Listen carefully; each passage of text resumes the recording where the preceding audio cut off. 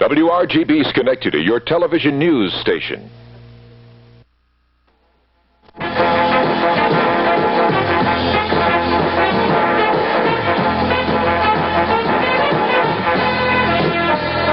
Last night at the Oakland Coliseum, the third game of the 1972 World Series was officially canceled after a tremendous downpour.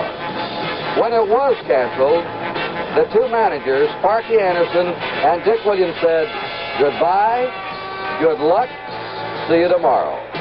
And now it is that tomorrow, and the weather is perfect, as tonight the third game will get underway and will be brought to you by your Dodge dealer, who has the economy car that's 3 cars in one, the Dodge Sport Thunder Triple, and by the Gillette Company and their new Cricket disposable butane lighter.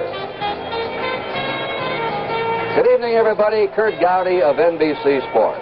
What ideal weather tonight. Very few clouds in the sky. The temperature is 65, and we've just had a beautiful day here in the Bay Area.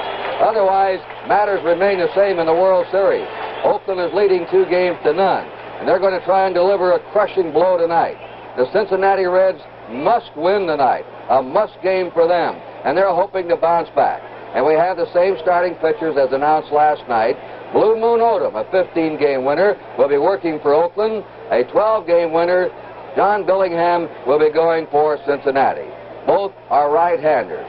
The A's, of course, are now favored to win the series, and they would seem to have the edge, despite the fact both clubs have been excellent road teams this year. There's only one artificial playing surface in the infield in the American League, and that's in Chicago. The A's are used to playing on natural grass. They have natural grass here in the infield and outfield. The heavy rain the last 10 days also could slow down the Reds' added team speed advantage. Well, speaking about the park and the infield, I'd like to introduce now to you Monte Moore, who's done an outstanding job of broadcasting the A's games both in Kansas City and since their move here to Oakland for the last 11 years. Monte, how about showing the fans around the Oakland Coliseum? I know, Kurt, and certainly it's an exciting thing to have a World Series here in the Bay Area. People are really looking forward to this game tonight. Let's take a look at the park where the A's played this year and made it happen in '72. The dimensions are not a whole lot unlike those at Riverfront Stadium in Cincinnati. It's 330 feet down the left field line. You'll notice the second deck there. Only 2 fair balls have ever hit in that section. Bobby Darwin of Minnesota and Dick Green of the Oakland A's hit balls there. Swinging around into left center field, you'll notice that the second deck runs out. Someday, they plan to double deck this stadium all the way around. It's straight away 400 feet to center field where you see the gate. And then on around into right center field where they say the balls don't ordinarily carry very well. Tonight, I think they might.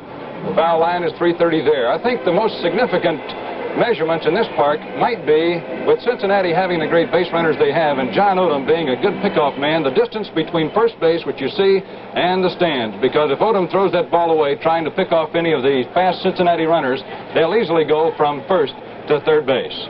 So, Kurt, that's pretty much the way this park looks. All right, Monte, thanks. He's a little more comfortable tonight. He's not down there up to his knees in a rain-soaked dugout. We're talking about our television partner, Tony Kubek. Tony? Right, Kurt, with me down on the field, Dick Williams, the manager of the Oakland A's. Dick, your pitching staff handled Cincinnati and Riverfront Stadium relatively easy the first 2 ball games. How do you account for that? Well, Tony, we do have an outstanding pitching staff, both from the starting roles and also from the bullpen.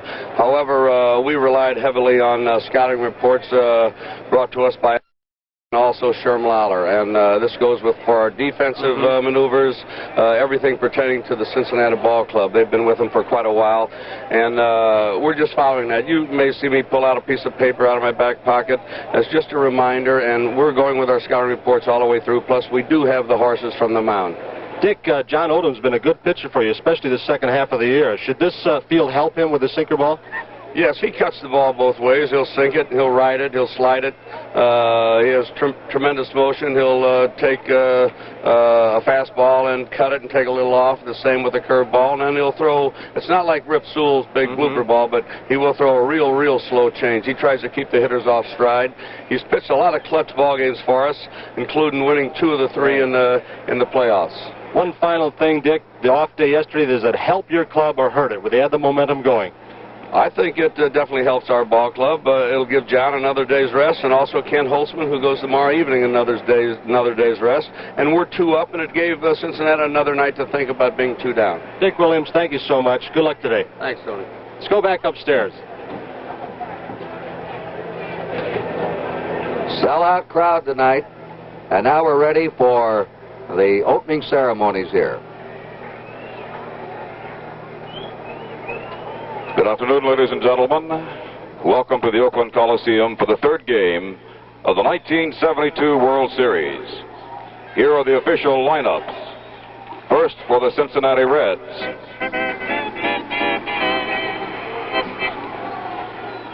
Here's the manager of the Reds, number 10, Sparky Anderson.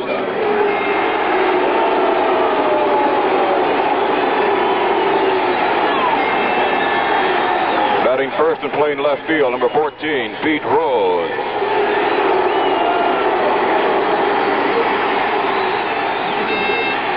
Batting second and playing second base, number 8, Joe Morgan.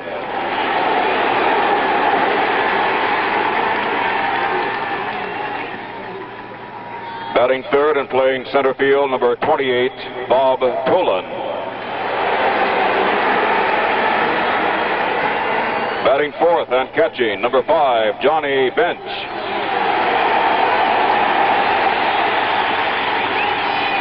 Batting fifth and playing first base, number 24, Tony Perez.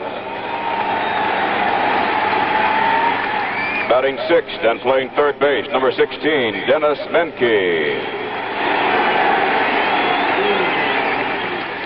Batting seventh and playing right field, number 20, Cesar Geronimo. Batting eighth and playing shortstop, number 12, Darrell Cheney.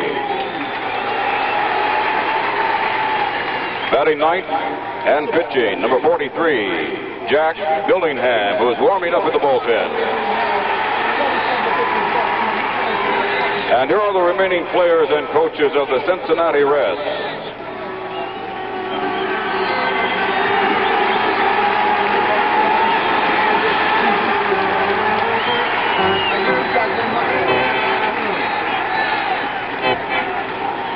Number 11, Hal McRae. Number 13, Dave Concepcion.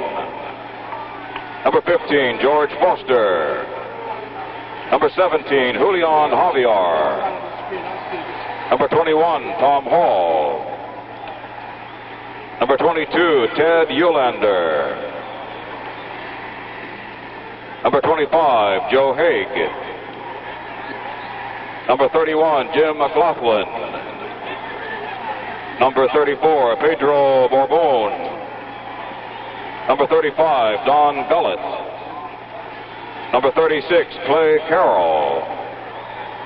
Number 38, Gary Nolan. Number 44, Ed Sprague. Number 45, Wayne Simpson. Number 48, Ross Grimsley. And now the coaches of the Cincinnati Reds. Number 2, Alex Gramas. Number 3, George Scherger. Number 4, Larry Shepard, who is in the bullpen. And number 18, Ted Klazuski.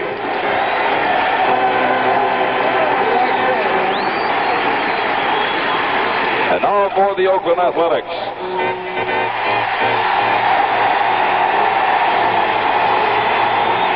Here's the manager of the A's, number 23, Dick Williams.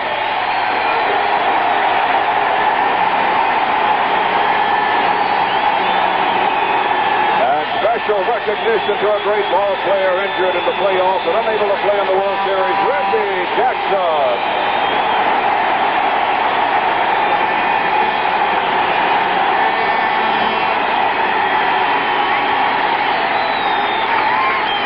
Batting first and playing shortstop, number 19, Campy Campanera.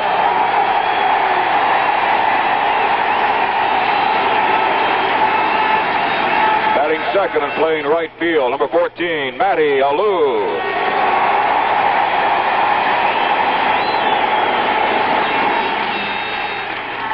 Batting third and playing left field, number 26, Joe Rudy.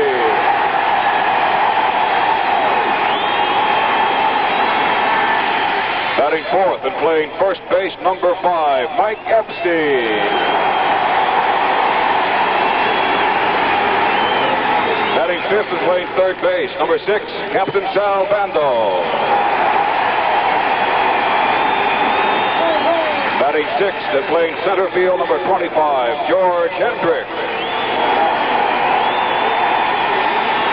Batting seventh and catching, number 38, Gene Tenace. Batting eighth and playing second base, number 1, Dick Green. Batting ninth and pitching, number 13, John Odom, who's warming up in the bullpen. And here are the remaining players and coaches of the Oakland A's.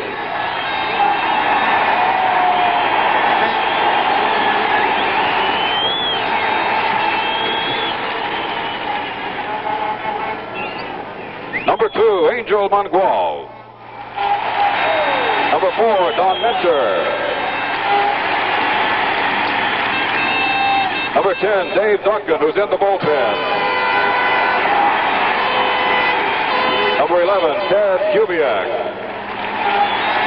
Number 12, Gonzalo Marquez. Number 16, Tim Collins. Number 20, Mike Egan. Number 21, Val Maxville. Number 22, Joe Horland. Number 24, Alan Lewis. Number 27, Jim Hunter. Number 30, Ken Holtzman.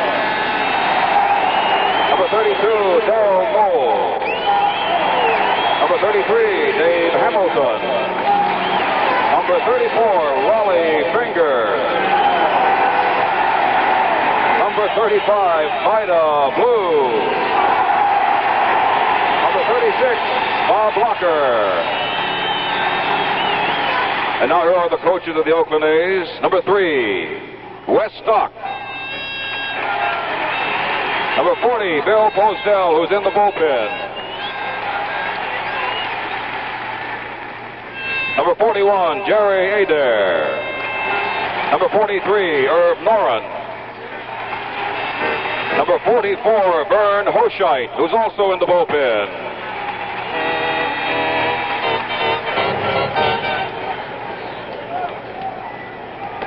Ladies and gentlemen, our national anthem, which will be sung by the Serendipity Singers.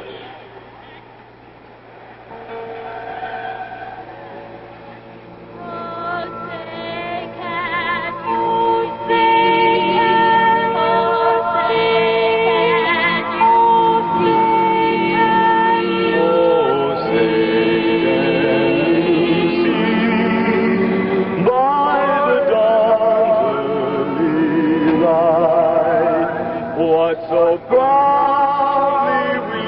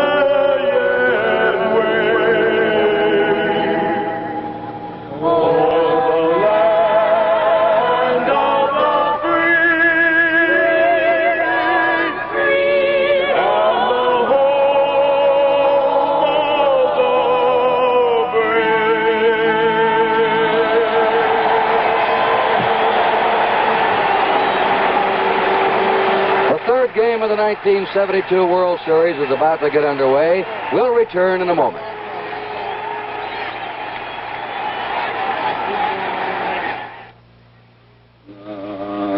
Harry, make sure you get a close shave and don't cut yourself. Don't worry, this is a track too.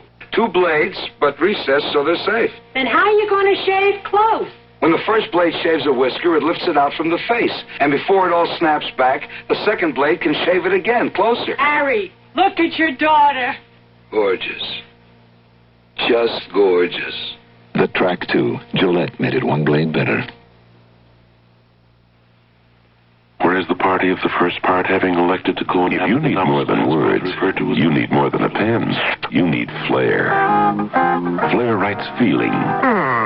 Flair writes ideas. Flair writes colors. Flair writes music. Flair writes emotion. Flair even writes pictures. Man does not live by words alone. Man needs flair. In 12 very human colors. I'll never forget the time a pro scout came to one of our scrimmages. We couldn't do anything right. The only thing that did go right was that keg of draft beer we had. I never knew beer could taste so fresh and go down so smooth. And today, though none of us made it to the pros, we still drink that same draft beer in cans, thanks to Peel's Real Draft. Peel's Real Draft, the kind of beer you first loved.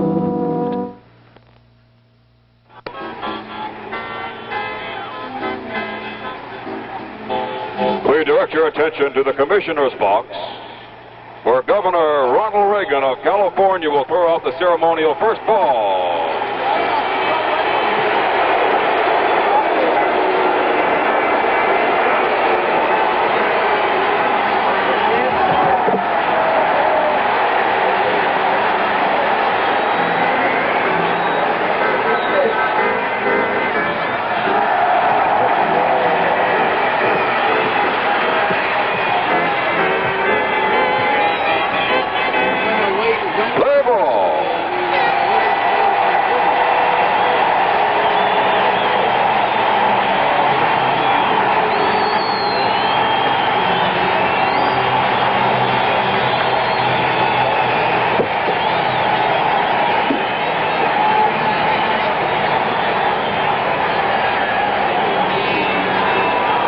Well, one of our boys made it, Monte and Tony.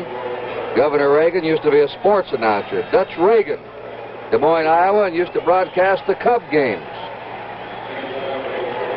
Here are the umpires now. Mel Steiner is going to be behind the plate as you watch Blue Moon Odom. Mel Steiner behind the plate. Frank Umont working at first. Bob Engel at second. Bill Haller at third. Chris Pellicudis umpiring the left field line. And Jim Honeychick the right field line. A slight breeze blowing from third to first. A perfect night for baseball. John Blue Moon Odom, who's made 2 comebacks. Winter before last, he had bone chips removed from his right elbow at the Mayo Clinic. Last January, he tried to break up a robbery in his hometown of Macon, Georgia, was shot in the neck and in the side. And he's won 15 games, lost 6 this year. Just 27 years old. He beat the Tigers twice in the playoffs with very impressive performances. He can be wild. He's averaged over 4 walks every 9 innings. But against the Tigers, he really had great control. And when you catch him with a controlled day or a controlled night, you're going to have a very difficult time beating this man. I would say, Monte, the secret here for us early is to watch how he's getting the ball over. A big factor, of course, against Cincinnati is keeping those top 3 men off base. The A's pitchers, Holtzman and Hunter, have done it by not walking them. And definitely that's going to be the job of Odom. He has trouble in early innings, Kurt. If he can get out of the first inning or 2 throwing strikes, then he usually goes on pretty well with his control. Pete Rose is the batter. This has sort of been a war of words, the World Series, with yesterday's game rained out and the traveling date Monday. Every little statement a player made has been magnified, and this shows how effective the A's pitchers have been in keeping those top 3 men, Rose, Morgan, and Tolan, off the bases. They've had only 2 hits and 23 times up, and none of the top 3 scored a run yet. Ball ball one to Pete Rose, who hit .307 for the year. Led the league and the majors in base hits with 198. The 1-0 pitch. Ball two.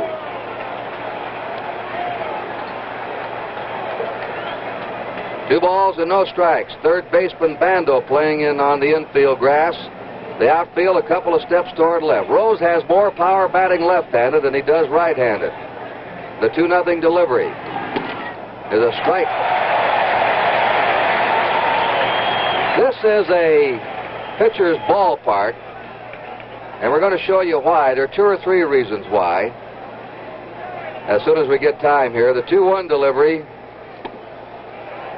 3-1. First of all, look out to center field. There's a tunnel coming in, and to the right and the left of that tunnel, up in the seats, usually a tarp, a green tarp, is stretched flat to form a green background for the batter. Not in this sellout crowd tonight. So the background will not be too good for the hitters. Enough foul. It's 3-2. Now look at the foul lines. The area from the foul line to the stands. Lots of room for pop fouls to be caught. Just 2 or 3 a game. It can be handled. Sometimes we'll turn it for a pitcher. And you're playing on very thick turf here in the infield. The ground balls are slowed down. They won't shoot through that infield the way they do on artificial surface. 3-2 pitch to Pete Rose. He's out. Rose is caught looking. 1 down. And a very neat recovery by Blue Moon Odom. Joe Morgan, born in Bonham, Texas, lives in Oakland, California, where he's made his residence in recent years. He graduated from Castlemont High School here in Oakland in 1961, attended Oakland City College for a year and a half. Morgan has had no hits in 7 times up in the series to date, and it's a strike to him, 0-1. Joe hit .292 for the year. For a little fella, banged out 16 homers and knocked in 73 runs, hitting number 2 in the order. A 1-strike pitch, 1-1. Odom will have an overhand delivery, a sidearm, 3/4 sidearm, change of speeds. When he first came up, he was a fireball pitcher. Since he hurt his elbow, he's become a finesse pitcher. There's his slow one. Ball 2, 2-1. Bando is still playing tight at third, much tighter against the top 3 men in the Cincinnati lineup than he does against American League hitters, he says. They can all bunt, they can all run. Rose, Morgan, and Tolan. The 2-1 pitch to Morgan. 3-1. Odom got behind the first man, Rose, recovered. Now he's behind Morgan, 3-1. Dick Williams, the manager, in his green jacket.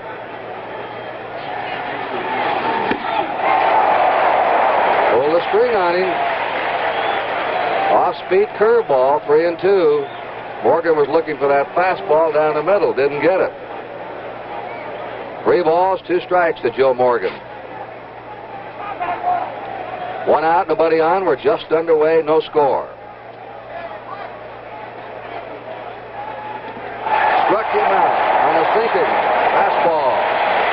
Odom has struck out the first 2 men, and behind both of them, 3-1. Kurt, with that poor background, that's the most difficult thing for a hitter. Change of speeds. You cannot pick up the rotation. You cannot pick up the change of speeds. And Odom does that very well. Bobby Tolan has had 1 hit in 8 times. Remarkable factor for the Oakland pitching in the first 2 games is stopping Rose, Morgan, and Tolan from scoring a run. They're 3 of the best table setters in baseball. 2 down, nobody on. Bounding ball hit to Odom. He's a great fielding pitcher. Throws him out. And John Odom breezes through the top of the first. And now we're waiting for Oakland to come. No matter whose steel-belted radio commercial you see, there'll probably be a demonstration of superior handling characteristics. They'll tell you how steel-belted radials make so great a difference you can actually feel it. Feel how they hug the road on sharp turns and at high speeds. So with everybody telling you similar things, which brand you buy? Well, only Uniroyal can tell you this. Worldwide, we've been selling steel-belted radials 10 years longer than any other American tire company. And please remain seated until the aircraft... Here it comes. The long wait for the rent-a-car and the rental form to fill out. All those questions. I'll never make my appointment. Reservation for Mr. Lyman. Oh, yes, Mr. Lyman, thank you. Now, when you reserve from Avis, the information you give on the phone is given to the Wizard of Avis, most sophisticated computer in the travel world. Your Plymouth is waiting right over there. Gee, now I even have time for a cup of coffee. If you're buying a new 1973 car, you're in luck. 73s have tougher bumpers. So like we promised, Allstate's giving you a break on auto insurance. Every 73 sold in this country gets a 10, 15, or 20% discount on Allstate collision insurance. The better the bumper, the better the discount. Come see us and ask about our other auto discounts, too. We're very easy to find. Jack Billingham, who won 12 and lost 12.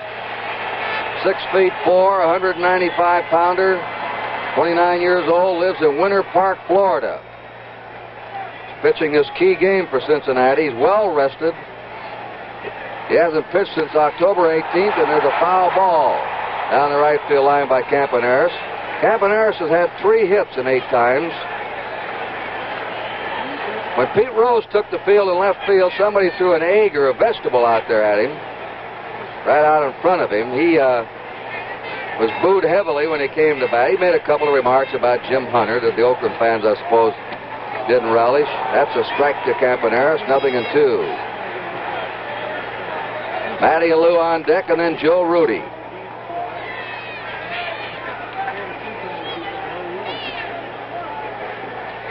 Ten days since Billingham's pitched. And he strikes Campaneris out on 3 pitchers.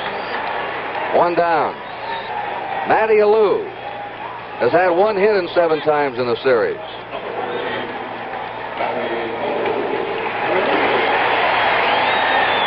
Alou was hitting .314 in the National League, came over with the A's on August 27th, and hit .281 the rest of the way with Oakland. He's been hitting very well in this ballpark in that A's uniform. He's hit safely 15 of his last 16 games here in Oakland. No score, 1 out, nobody on. Billingham's pitch. A ball to Matty Alou. And the infield is really in. Menke is in tight at third on him. Even more so than he was in Cincinnati because of the slower grass. And look where the shortstop's playing. Cheney, about halfway. Ball 2. Alou's a slap hitter. He punches at the ball. He slaps at it. He hits choppers and rollers. And he can run. On deck, Joe Rudy. 2 balls and no strikes. 2-1. Billingham has an excellent sinker and also a sidearm curve. He can be really rough on right-handed hitters. Left-handers do give him trouble. The 2-1 pitch. Strike 2, 2-2.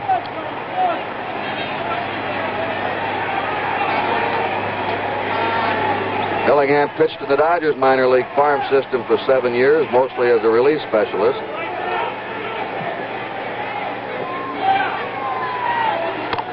Fouled away.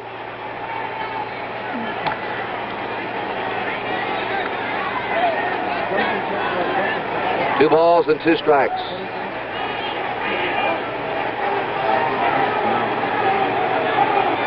Billingham came over in the trade from Houston to Cincinnati last winter. Just outside to Matty Alou. 3-2. We have a couple of treacherous spots in the outfield and very shallow left field and back of the shortstop. 3-2 pitch. There's a bounding ball to Cheney, who's positioned well. Cheney throws him out. You can see why they play in on Alou. The slap hitting he does. 2 down. And Joe Rudy up. He'll get a big hand for his home run Sunday in Cincinnati and his spectacular catch in the last of the 9th inning to help save the game. In fact, he had to move out of his home.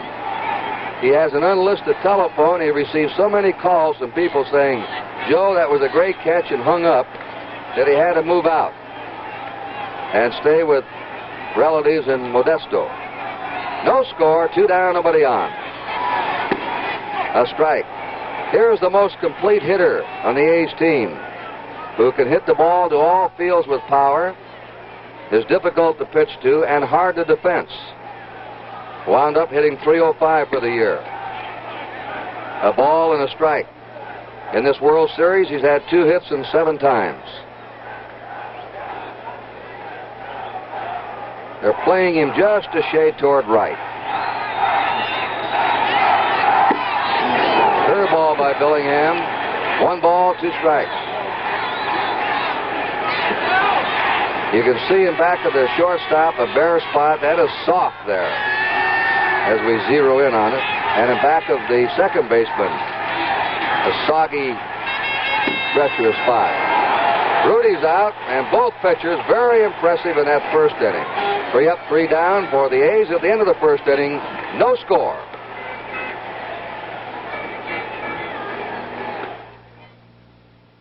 Extra care in engineering. It makes a difference in Chrysler Corporation cars. What I want is a car that's reliable. The new age of automotive electronics starts now. Now, electronic ignition is standard. It helps you start in driving rain. Delivers as much as 35% more starting voltage than conventional systems. It helps you start in sub-zero cold. Eliminates the major cause of ignition tune-ups. It helps you start in blazing heat. And spark plugs last 18,000 miles or longer. Electronic ignition is standard on every 73 Dodge, Chrysler, and Plymouth built in this country. So is unibody construction and torsion bar suspension. Extra care in engineering. It makes a difference in Chrysler, Plymouth, and Dodge. Discover the difference. Start one. Charles Finley, who attracts more publicity and attention in his ball club, before the game passed out 250 banners and caps. There's the commissioner of baseball to those fans sitting behind the A's dugout. He also had flown in 1,000 Maine lobsters yesterday for the press and to the various dining rooms and lunchrooms around here before the game. Here's Johnny Bench leading off again. This is the 7th time in the series he's led off an inning. And the first pitch to him is ball 1. Here are the last 3 games that Blue Moon has pitched, and you can see they've been dandies. 2-0. He was just superb against the Tigers in Game 2 of the playoffs. One of the best games he ever pitched, a 3-hitter, and he had outstanding control. Bench 3 hits and 6 times up in this series. The major league leader in homers and RBIs, 40 and 125 runs knocked in. And he fouls it over in back of the Cincinnati dugout. 2 balls and a strike to Bench. Tony Perez on deck, and then Dennis Menke. Odom will be pitching the 3 right-handers here in the top of the 2nd.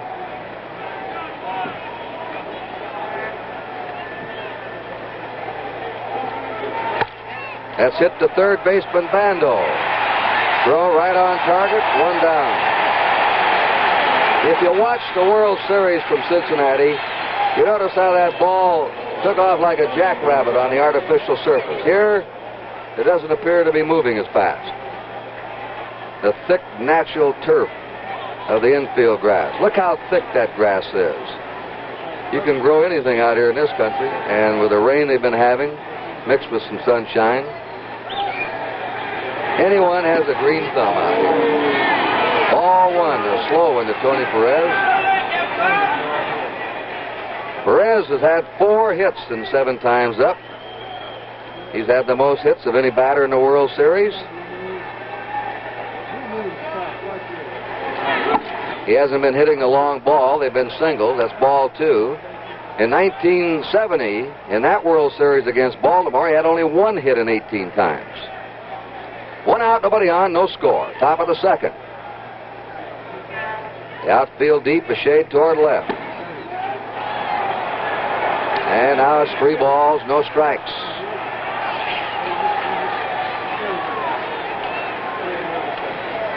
In this situation, Odom usually throws a slider.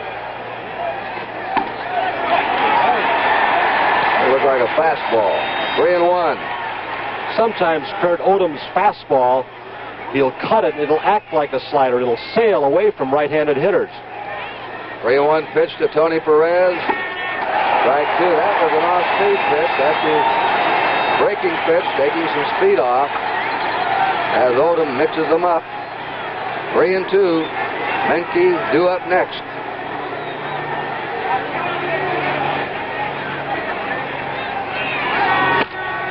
A high drive into left field. Joe Rudy on the slow turf moves over and puts it away, and they're 2 down.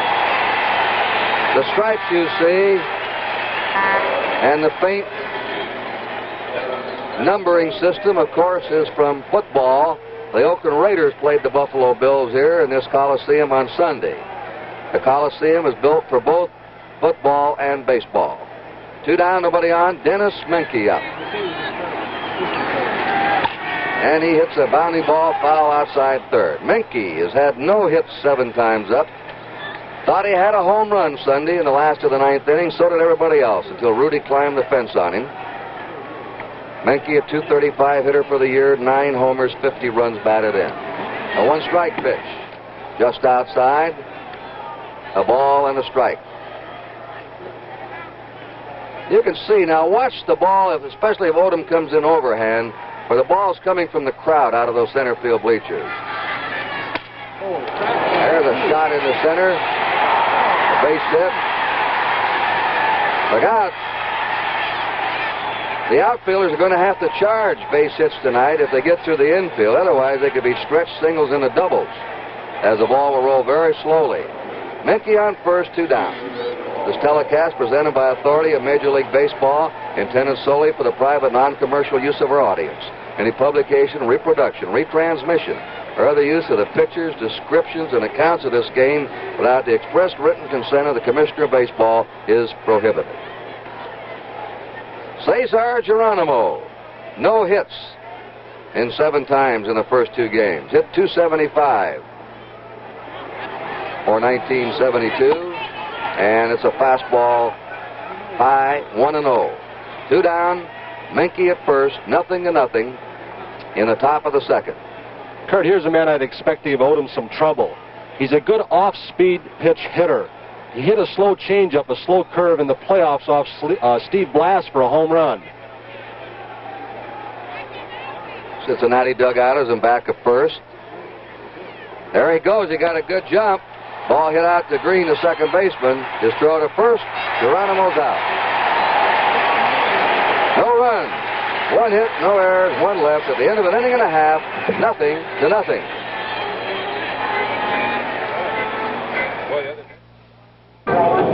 Here's how some people make traveling easier. The American Express credit card is accepted in so many places that within a matter of minutes, you can take care of whatever business that you want. I don't like to hassle with somebody over, whether or not they're going to accept my payment. The American Express card is readily accepted. I think the American Express credit card is a tremendous help for a woman in business. Call 800-AE8-5000 to apply for an American Express money card. Hello, I'm interrupting your TV picture with good news about color TV. Know what's in back of many TV repairs? Look, chassis tubes. Tubes get hot, weaken with age, and are a leading cause of TV repairs. So RCA takes every chassis tube out of XL100 color TVs. XL100s are 100% solid state, designed for longer life and vivid color. Give chassis tube problems the boot with XL100. Mike Epstein, Sal Bando, and George Hendrick are the A's in the last of the second. Epstein, no hits and 5 times up. 26 homers, 70 RBIs in 1972, and he hit .270. Now, it's interesting to watch in this ballpark that Joe Morgan won't be playing as deep on the natural playing surface as he was in artificial surface. He almost played a short right field against Epstein at Cincinnati. A ball to Epstein, delivered by Jack Billingham.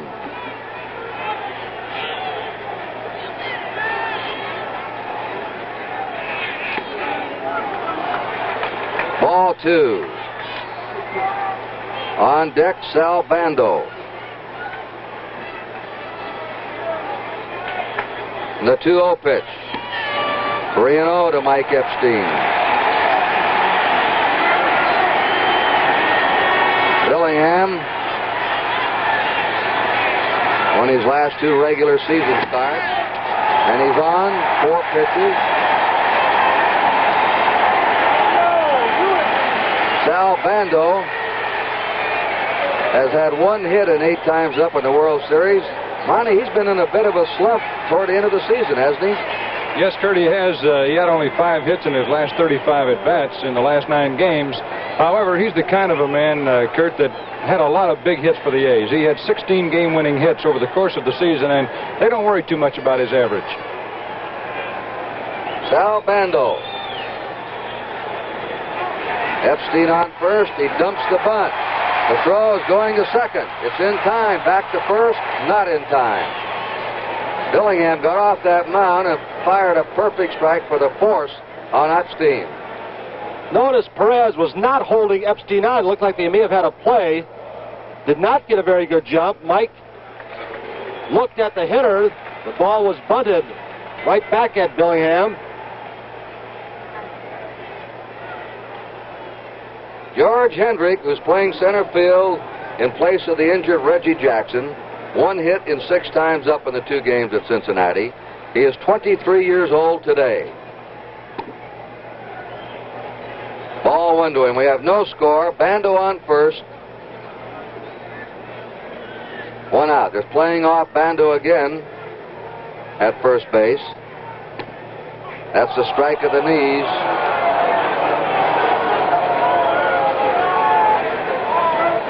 1 ball, 1 strike. Hendrick physically has all it takes. He can run, throw. He has a great wrist snap when he swings. That's foul back. He's having trouble making contact in the major league. Kurt, unusual story about him. He never played a minute of high school baseball.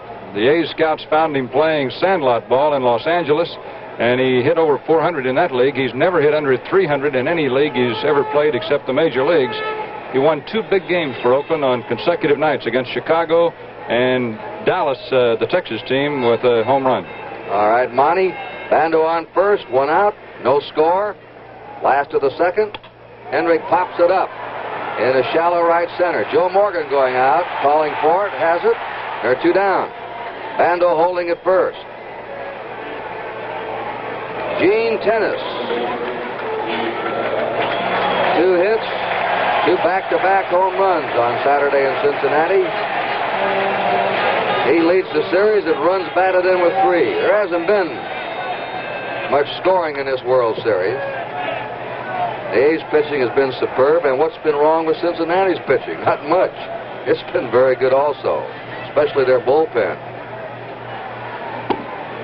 A ball to Gene Tennis from Lucasville, Ohio. 2 outs. Sal Bando at first. Tennis played as a pull hitter to left. Ground ball to shortstop Cheney. Big hop up to him, over to Morgan for the force on Bando. At the end of 2, no score.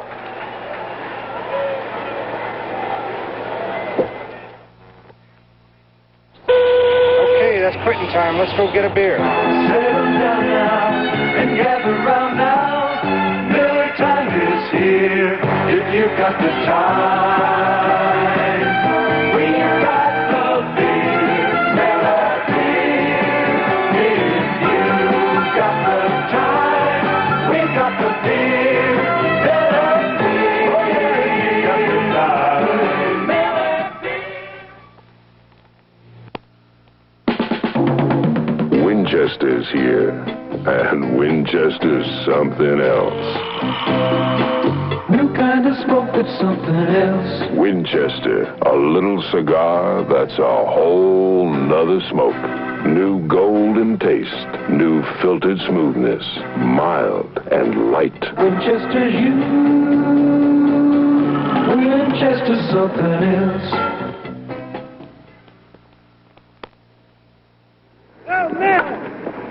For us at Eastern Airlines, taking 10 Little League champs from San Juan to meet their big league champ in Pittsburgh is one of the most important things we do. And because people are important to us, more people fly with us than any other airline in the free world but one.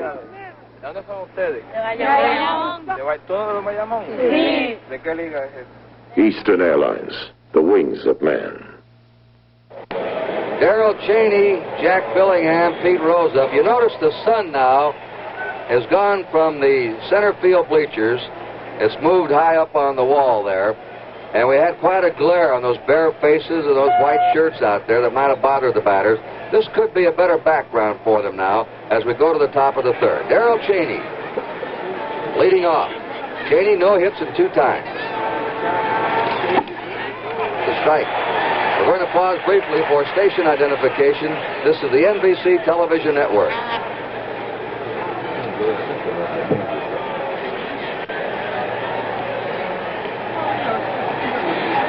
All right, here we are back in Coliseum. Cheney fouls that one off at strike 2. This is Kurt Gowdy, Monte Moore, and Tony Kubek. George Sugar is the third base coach. Cheney used to be a switch hitter. Now he decided to stay left-handed, and he's having far better results. Worked very hard this year. He and Concepcion, platoon, depending on who's pitching.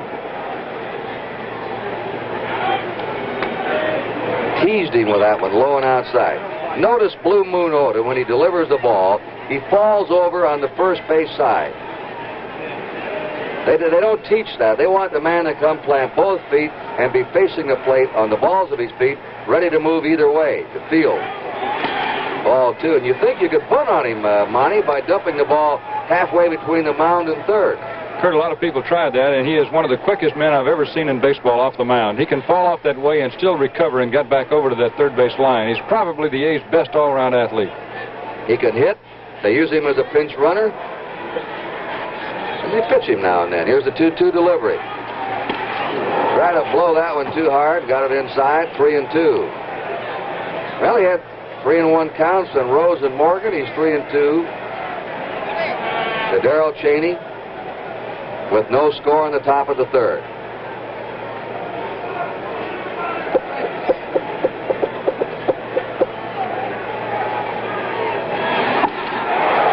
Oh, what an off-speed pitch that was. They really set him up with that one.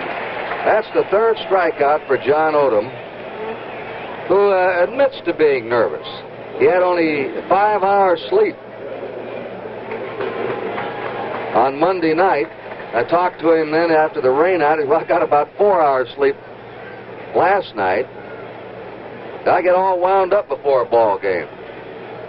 Jack Billingham, a very weak hitting pitcher, taps it back to Odom, watches him trot the first, throws him out, and it's 2 down. And we go to Pete Rose now at the top of the order. Rose took a called third strike his first time.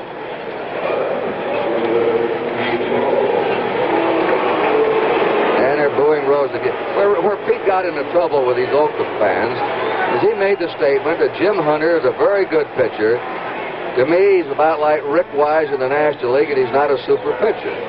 Now, naturally, the Oakland fans feel that Jim Hunter, you know, that's their boy. 2 down, nobody on. No score, the Reds and the A's. The big balloon pitch it is for ball 1.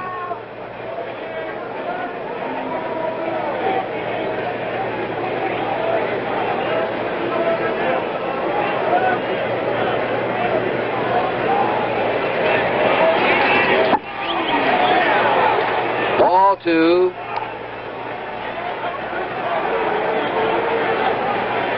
Watch that Odom follow through once again. It's like Bob Gibson's of the Cardinals.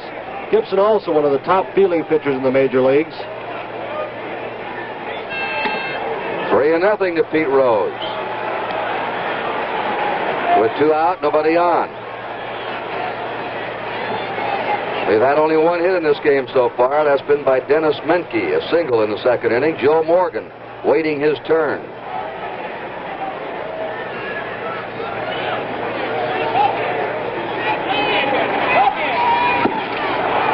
Rose is on, always runs to first base after a walk. 2 down, I wonder if they'll send him. He stole 10 bases in 13 attempts this year. Joe Morgan has struck out. He's still looking for his first hit after 8 times up. Morgan can pull the ball behind the runner and get a man from first to third. Bando shortens up on him at third base, and Epstein's holding against Rose. Odom has a very good move to first base for a right-hander. He can hold a base runner, right, Monte? Yes, he can. He's a little erratic at times, Kurt. You throw that ball over there so quickly, you'll handcuff the first baseman, and if he throws it away here, as we mentioned earlier, it's gone. He's going. The throw down is high in the center field.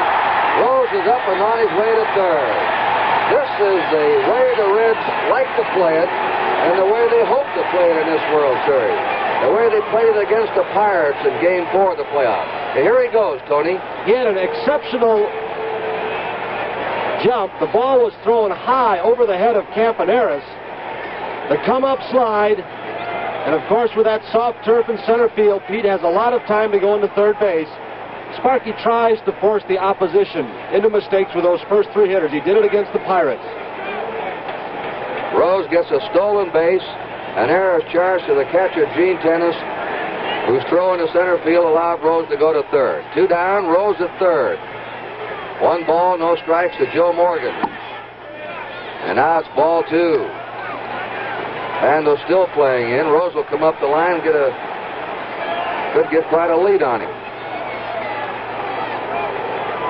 They just moved Matty Alou, the right fielder, more over toward right center, away from the right field line.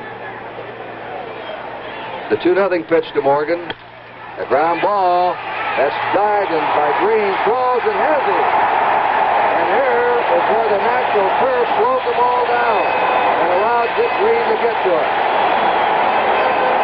No runs, no hits, 1 error, 1 left. 2.5 gone. The score, 0-0. Hi, guy. Sid? What's this, a new kind of right guard antiperspirant? Hi there. That's my new right guard natural scent. Natural scent? It's new. Light and fresh. You know, natural. Smell it. Huh? Smells terrific. It's right guard. Helps keep you dry all day. New right guard natural scent. Does Mona know about you? Oh, they moved. Oh? This is my husband, Bruno. Bruno? Hi, guy.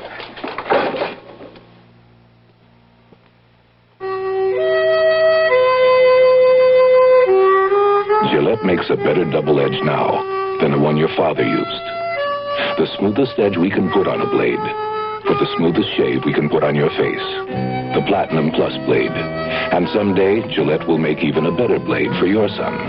The more things change, the more they stay the same. We made the first blade, and we're still the first blade. Gillette. Platinum Plus. Here's Morgan now. I think he's re-injured his heel. There's a ground ball, and watch this now. Green diving. Very acrobatic second baseman. Green, of course, slowed down slightly by that back problem, but he just saved a run. Artificial surface, the ball is through. Cincinnati would have been ahead at this point. Morgan is limping slightly. He jammed his heel on the bag sliding against the Pirates in the playoffs. He's had a bad heel. And how many times when that man makes a great play in the field does he come in to lead off inning? There's Morgan testing that heel. Dick Green is the batter. Got a big hand from the Oakland fans. Kurt, that's the best play he's made since he came back from the operation. And that bunt is a fair ball. Bench throws him out easily. Green trying to bunt his way on is out. Johnny Bench to the first baseman, Tony Perez. One down. John Odom hit 121 for the year. Odom has had 12 home runs in his career in the American League, and he's hit at least one home run in each of his last 5 seasons. He had one season where he hit 5 home runs, Kurt. He hit one well up into the upper deck in Detroit one day and left center field, the longest he's ever hit. All right, we have no score, 1 out, nobody on. Last of the third, a strike to Odom. The on-deck batter is the leadoff man in the A's batting order, Bert Campaneris. Jack Billingham pitching.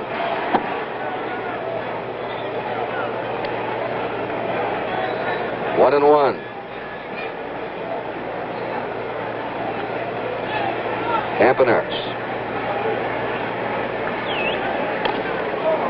Foul back. Billingham in the playoffs pitched once, started the second game with Pittsburgh.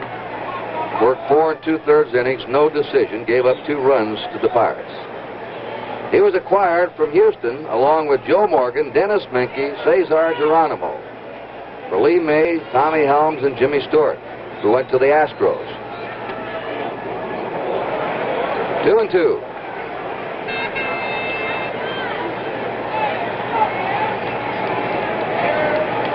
Nothing and nothing. Last of the third. That is strikeout number 3 for Jack Billingham. And here is Bert Campaneris, who struck out his first time.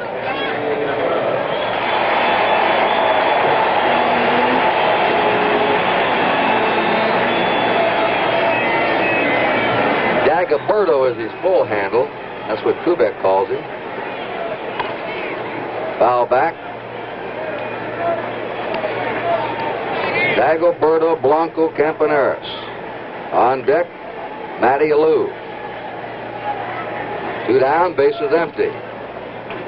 Inside a ball, 1-1. Billingham looks very efficient so far, Marty. He's throwing a lot more breaking pitches than I thought he would, Kurt. Of course, I didn't see very much of him during the year, but our players were looking for more fastballs, I'm sure. There's the fastball at the knees in the outside corner. 1 ball, 2 strikes. He's moving this ball around and hitting these corners.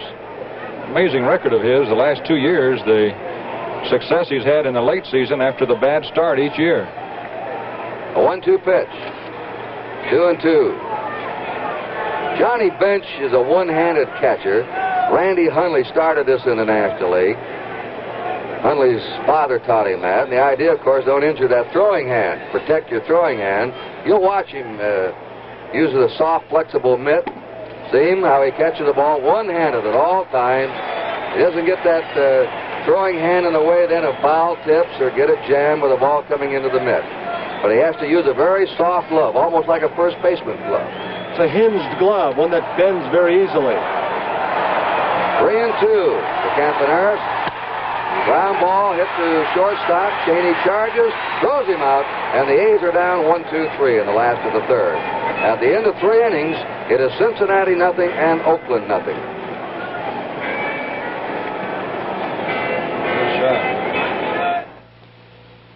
Lee Trevino has just won another one, and we're going to try to... Lee, I got to talk to you. I'd like to talk to you. Can't hear you, Joe. That was a tough golf course out there. Wait, I got to ask you about one shot. Well, let's go someplace where it's quiet. Where? Well, right here in my big Dodge. Quiet as you could ever want. Come on. Much better. Now on that 14th, Lee, I want to ask you something about this. This is just pure luxury. Well, you earned it today. You know, Joe, Big Dodge is the car for Superman. But I want to ask you about a bunker. Hey, you seen the electronic ignition? But, it's as sure as one of my parts. And the push and quiet ride hugs the road like a Texas sidewinder. Yeah, but wait a minute. But hold it. Not now. Hold it. Hold it. Wait a minute. Ain't that smooth and quiet? Oh, for crying out. Hey, what you going to do that for? Because you were starting to sound just like a commercial. Extra care and engineering makes a difference in Dodge. Depend on it. George Sugar, 51 years old, coaching at first, lives now in Charlotte, North Carolina. Alex Gramus, 45 years old, a graduate of Mississippi State. He played 10 years in the National League, coaching at third for Cincinnati. And here's Bobby Tolan up. Bobby tapped out to the pitcher his first time. Game moving along at a rapid pace. We're in the top of the fourth. No runs, 1 hit for Cincinnati. No runs, no hits for Oakland.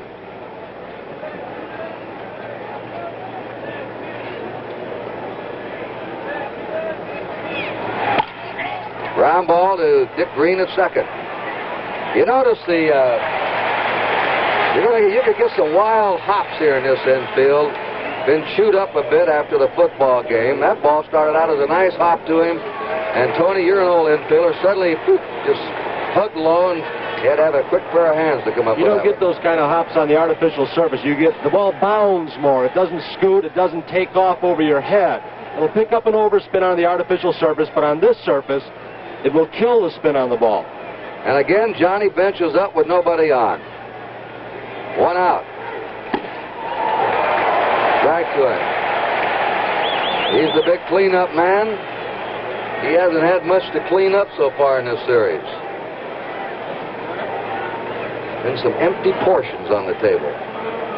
No score in the 4th inning.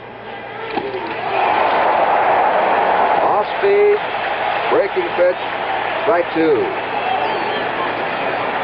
They're playing Bench deep, way deep, and around toward left as a dead pull hitter. Look where that center fielder Hendrick is, almost to the warning track. 1 ball, 2 strikes. Yeah, the Reds are still a loose, confident team. They still think they're going to win the World Series. They do admit now that Oakland has much better pitching than they thought they had. That their pitching is superb. The 1-2 delivery. Foul back.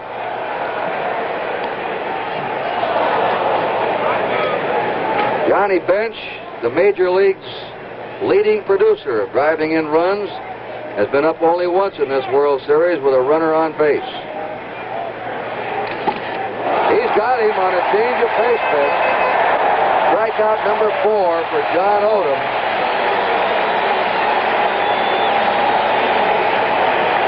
Watch Johnny again. Perfect pitch. Just catches the outside corner low at the knees. Odom really pulled the string on the breaking ball. 2 down. Tony Perez up. Fly to left. He's first down. No score. Ball 1. He's not getting his fastball over Monte as well as he is his breaking stuff. That's been his story the last part of the season, Kurt. He gave the high leg kick right then. He has 2 or 3 different kinds of winds-up. You notice the high leg kicked in. When he gets behind, he won't go that high with the kick. Let's see what it is this time. That was his slider, 1-1 to Tony Perez. He just curled the leg around a little bit that time, but once in a while, he really kicks it high. Menke on deck, 2 away, bases empty. A 1-1 pitch. Change of pace pitch, high and inside to Perez. Menke waiting. Our count now is 2 balls and a strike. Odom has walked 1 man. Has struck out 4. He's not been a strikeout pitcher in recent years, averaging about 4 strikeouts every 9 innings he pitched since he had the arm trouble. That's that changeup again, but this is why he's a better pitcher. He used to just try and blow the fastball by everybody. Now he's got different speeds. He's become a finished pitcher. He's a craftsman now. 2 balls, 2 strikes. Oh, he just missed with that one. 3-2 to Tony Perez. Odom is not allowed an earned run now in his last 22 2/3 innings of the playoffs and the World Series.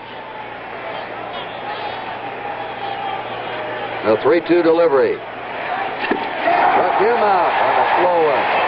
5 strikeouts. Odom runs to the mound at the end of 3.5, 0-0.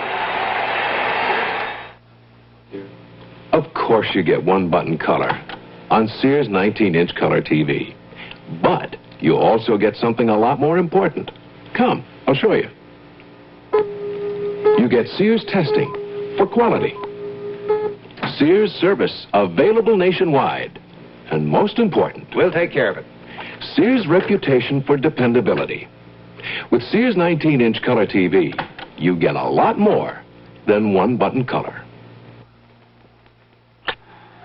There's bound to be a scene like this in almost every radial tire commercial. Because the fact is, radial tires really do have superior handling characteristics. And if they're steel-belted radials, you'll probably see a scene like this. So how can you tell which brand to buy? Well, maybe Uniroyal can help you decide. You see, worldwide, we have been selling steel-belted radials 10 years longer than any other American tire company. Tijuana Smalls, get on board, get on board. Ride that aromatic aeroplane. The taste of freedom calls. Tijuana Smalls. You don't have to be a big gun to smoke them. Tijuana Smalls Aromatic, the taste of freedom. And you don't have to inhale them to like them. The taste of freedom calls. Well, the pitchers have been wearing them on their watch chains. No hits for the A's, only one hit for Cincinnati. Here's Matty Alou for the A's in the last of the fourth. Ball one to him. Pete Rose has reached third base on a walk, a stolen base, and a throwing error, and that's been the lone scoring threat in the game. 2 balls and no strikes. Both pitchers have been behind the batters, but have had the ability to make good pitches and 2-0 and 3-1 and come back to get them. This is the 2-0 pitch. 2-1.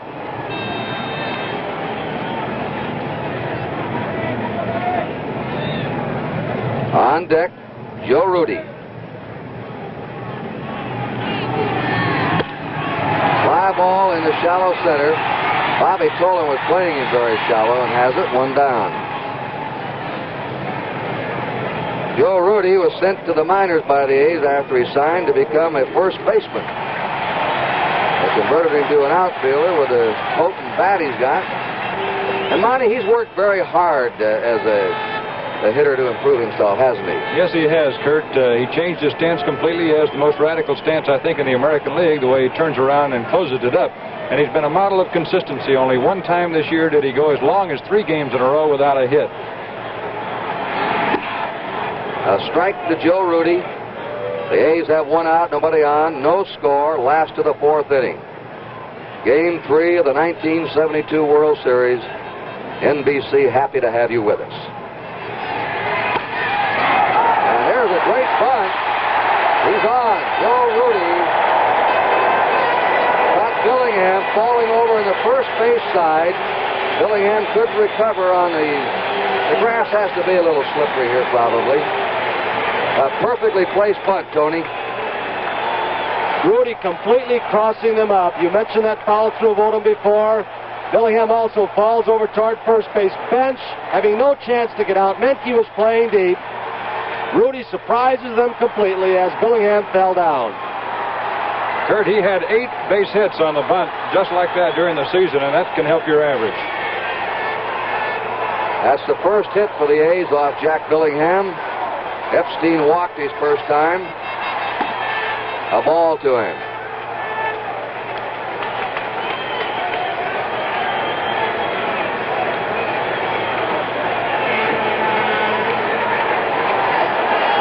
Jack Billingham pitching in his 12th professional season. Ground ball to second. Morgan goes for the force there, back to first, safe. Rudy is forced, Morgan to Cheney. 2 down. Epstein at first. And the batter, Sal Bando, who wrapped into a forced play his first time.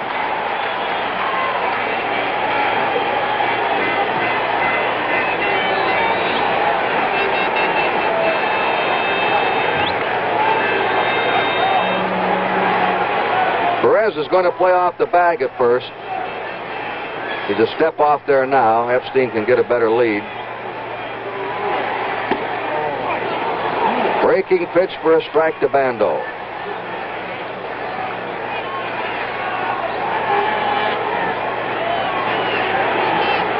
Billingham can be tough on right-handers.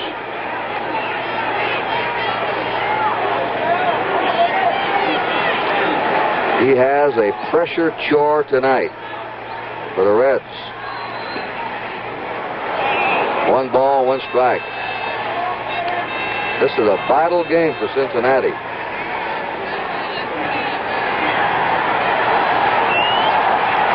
One ball, 1 strike. 2 down, Epstein at first. No score, last to the 4th. Foul away, it's 1-2.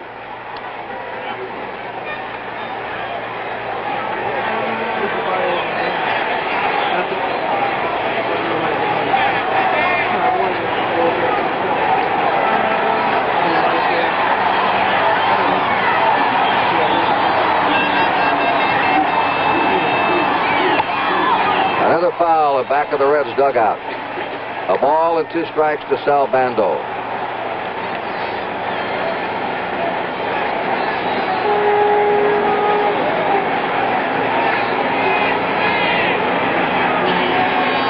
Down. Epstein at first. Strike 3 in the outside corner. 4 strikeouts for Jack Billingham. No runs, 1 hit, no errors, 1 left. At the end of 4, it is 0-0. Mr. Atlas? Yes? I understand millions of people are buying tires named after you. Right. They know Atlas tires are built for strength. Hey! Deep tread. That deep tread helps give you long mileage and good traction. Well, where can I get them to fit my car? There's an Atlas tire for every need and pocketbook at 50,000 leading service stations. There's one near you. Say, who's holding up the world? Atlas tires, all built with the strength of Atlas. The gift of love is gentle for the children at their play. Each precious fleeting moment speaks their name. You love someone, you want to protect them. That's love. It's life insurance. Lincoln National Life Insurance. The gift of love. The gift of love. Tomorrow night, World Series Game 4. It'll start at 8 o'clock Eastern Daylight Time. World Series report with Joe Garagiola. Then the ball game. We hope you'll be tuned in tomorrow night. Commissioner's box. And that's our Vice President of Sports there, Carl Lindemann, in the brown jacket. Cliff Eaton of the Gillette Company alongside him. Mr. and Mrs. Bowie Kuhn. Ball 1, Joe Cronin, the President of the American Legion, Mildred Cronin. Dennis Menke has the only hit for Cincinnati, a single in the 2nd inning.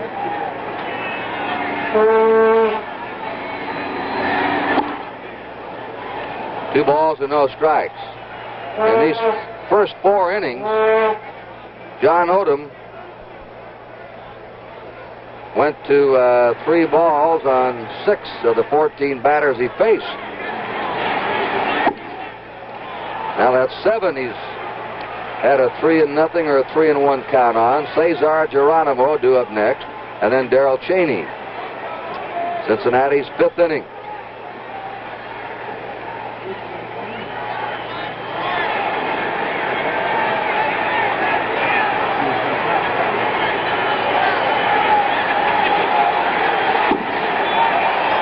Second walk by Odom. Geronimo grounded out his first time.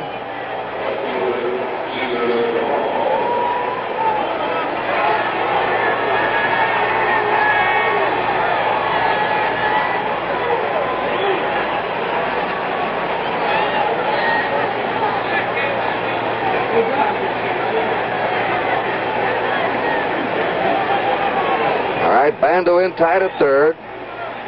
Campaneris, Green about halfway at short and second. Playing off the bag at first.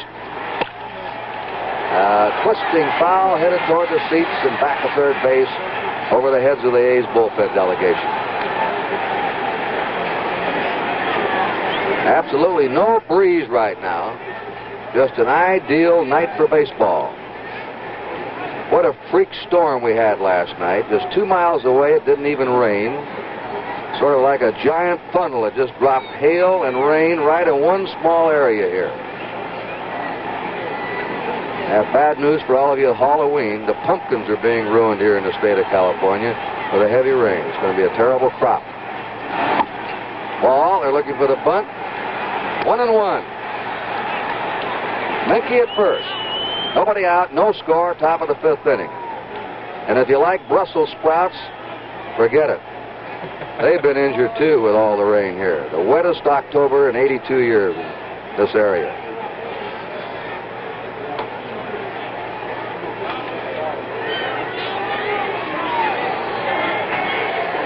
One ball, one strike to Geronimo.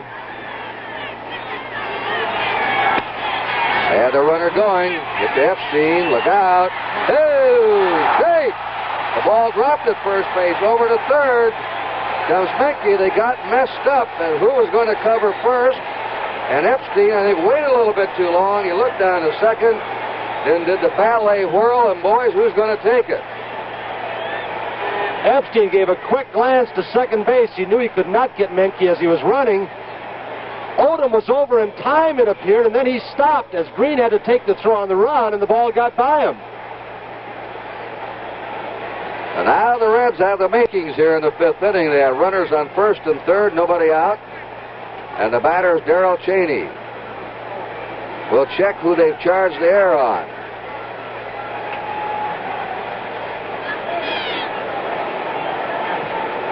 That's the second error on the A's. Cincinnati's played errorless ball tonight. Infield drawn in.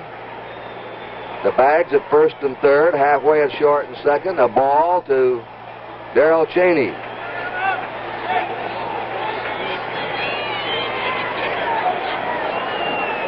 And now Gene Tennis wants to settle Odom down.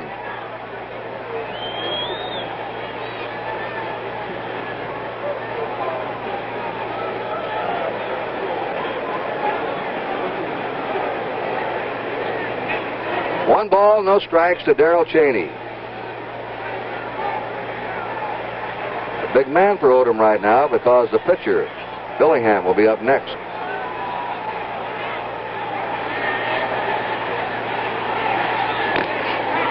Foul back.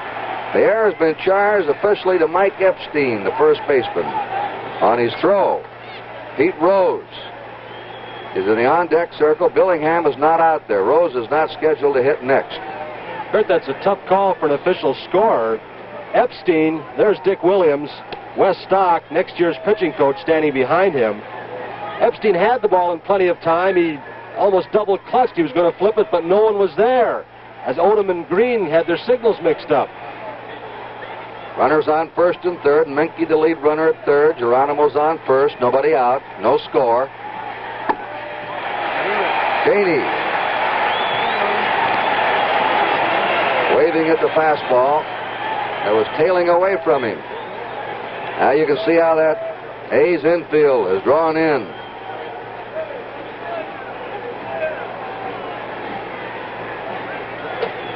One ball, two strikes.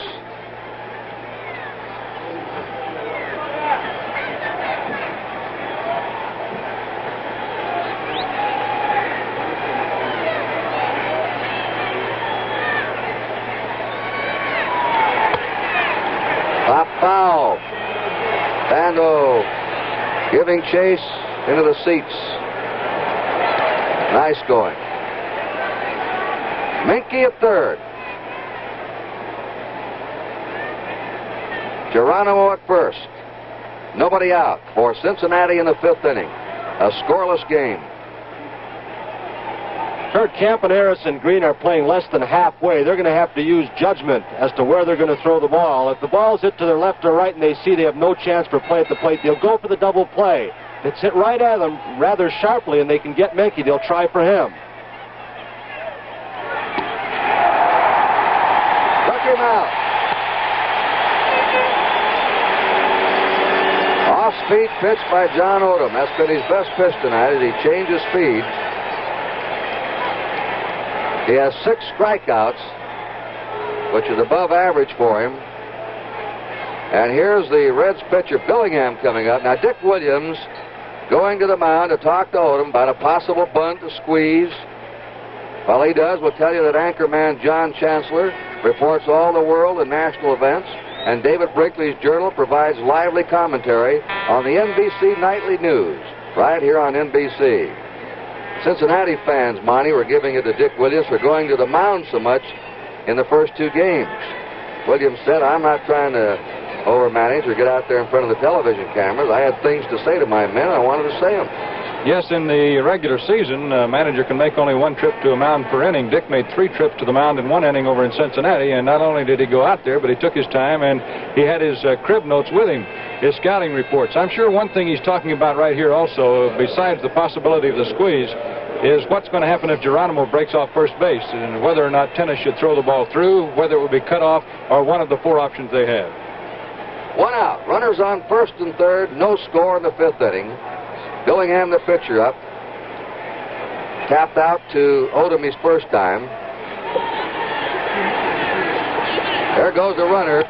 Swings away and hits a pop foul down the right field line. Running hard with the Luke, couldn't quite reach it. Incidentally, there was a good recovery by Geronimo as he broke for second. When he saw that ball lofted in the air, he quickly retraced his steps and was scooting back to first to prevent from being doubled up. You know, Kurt, 4 times now in this series with a pitcher batting, Geronimo or a runner, Concepcion, at another time, broke to second base and the pitcher swung on the first pitch. They don't really give those guys that much chance to run, it doesn't look like. The Reds feel they can run on Tennis. That's their feeling. The Reds have been behind in the series early in the games.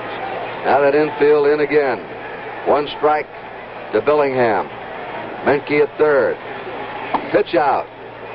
Good weapon against the play, but there was nothing on. Tennis called for a pitch out in game 2 at Cincinnati and nailed Concepcion at second base. An important play that a catcher can make in stopping that double steal attempt and keeping that man on third is looking him back. Look at him while you're going in your motion to second base if you're going to throw through, and hope you can hold him at third. 1 ball, 1 strike.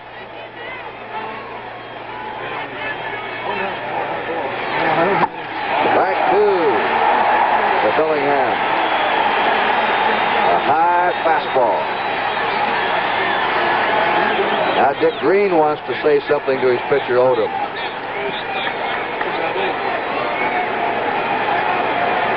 Geronimo was getting a real good lead on him on the last pitch, Kurt, and I saw Green yell at him then. Maybe he's going in to remind him, don't let that guy get that big a lead with Rose coming up next. 1 ball, 2 strikes to Billingham. Runners on first and third, 1 out. He struck him out on an off-speed pitch. John Blue Moon Odom changing speed brilliantly tonight. 7 strikeouts. Pete Rose at the top of the Cincinnati batting order has struck out and walked.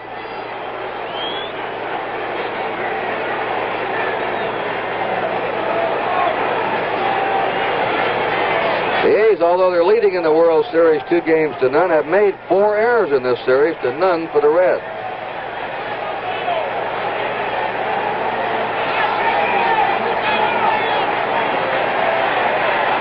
There goes the runner. Ball, the throw down. He's in there. Holding at third is Menke. It's a steal for Geronimo. That's the 2nd stolen base for Cincinnati. Monte mentioned the good lead Geronimo has been getting. You saw him look over his shoulder, see if the ball were to be hit. He had a good jump. Campaneris coming over in front of the bag in case that runner Menke had broken from third. He could have made a play on him. Now the Reds playing their running game tonight. Men on second and third. Ball 2 to Pete Rose.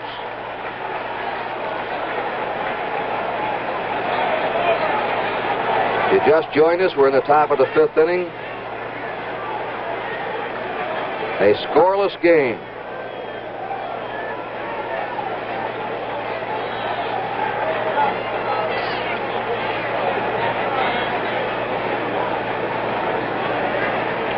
Menke at third, Geronimo at second. 2 down. 2 balls, no strikes.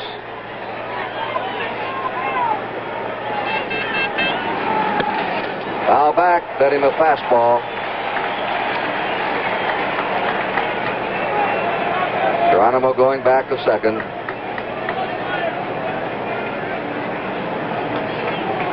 We had a red sky just as the darkness is falling here now in the Bay Area.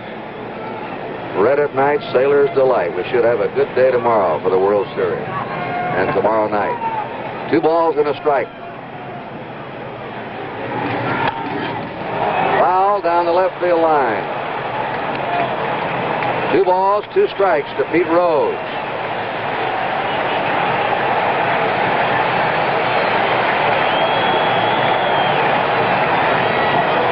This time of night, Tony, to hit him just as darkness is starting to settle in. It's tough, isn't it? It's a little tough on the hitters, and a pop-up in the infield or outfield that's hit very high could be a problem. Although in this ballpark, the light standards are extremely high, which could prevent any problems for outfielders or infielders. Runners lead away at second and third, 2 out. The 2-2 pitch to Pete Rose. Strike 3! Breaking pitch over. Rose is mad at home plate. No run, no hit, 1 error. The Reds left 2 in scoring position. We've gone halfway, and it is no score. It's time for making a party for friends or the neighborhood. So make your party with Kentucky Fried Chicken and make it finger-licking good. Right now, it's Party Pleaser Month at your Kentucky Fried Chicken store.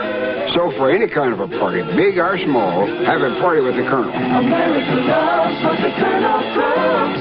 Anytime, any place, it's finger-licking good. Hey, look! Hey! Mister, you've got that spelled wrong. No, it's convertible. Convertible? Well, it means 3 cars in one. Like this. See, this is my car over here, the new Dodge Dart Sport. But why 3 cars in one? It's a 5-seat economy car, right? Right. It's convertible, too. That's the optional sunroof. Okay, now flip the optional fold-down rear seat and open the trunk. Dad, it's a wagon, too. Oh, I want to ride in the wagon. I want to ride in the... Dart Sport. It can give a guy quite a choice.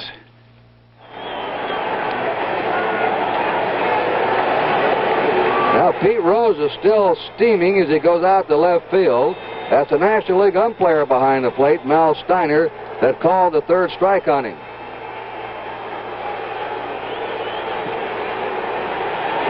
Two and two count in on second and third. Let's watch it again. Odom comes in with a beautiful breaking ball. Rose starts after it, decides to check his swing. Ooh, I'd hate to take a pitch like that with 2 strikes. Bigger-looking pitch. All right, we've gone halfway, and here we go with Monte Moore of the Oakland A's, their fine broadcaster, to carry the rest of the way. Monte? Thank you, Kurt. The first pitch to George Hendrick is ball 1. 1-1 now. George is 6 feet 3 inches. He's a big strike zone up there. It's been a pitcher's World Series so far. Only 1 hit by each club tonight. Curve is low, and it's 2 balls and a strike.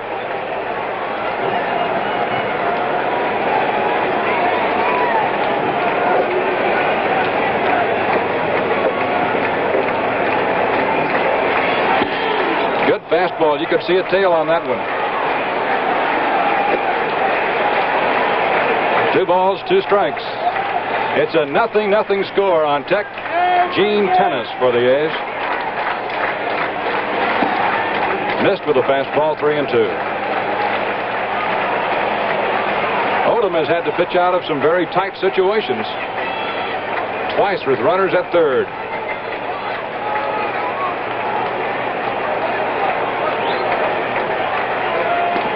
He got him looking.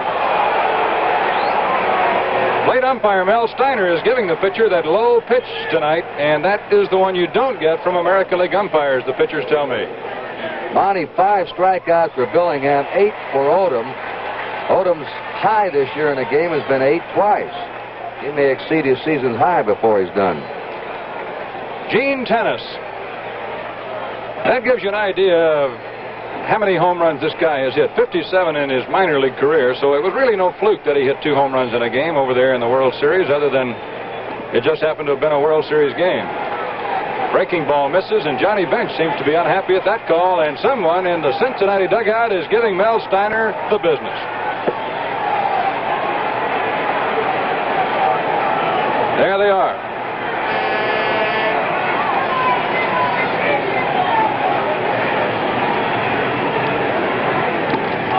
He had quite a rip right there. 1 ball and 1 strike.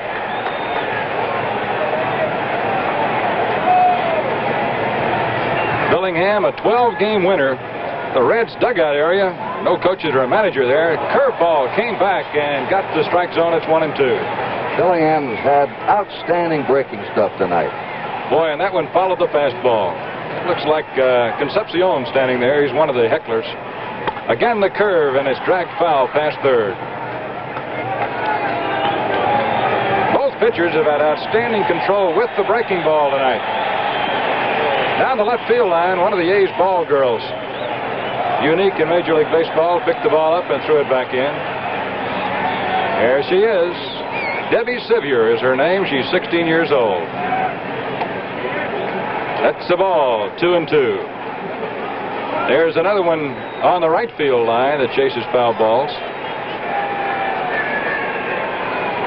Her name is Mary Barry.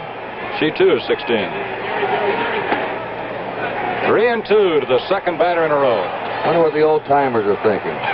Used to play in the majors back in the 20s and 30s. I can hear them now. White shoes, gold shirts, and ball girls chasing the fouls.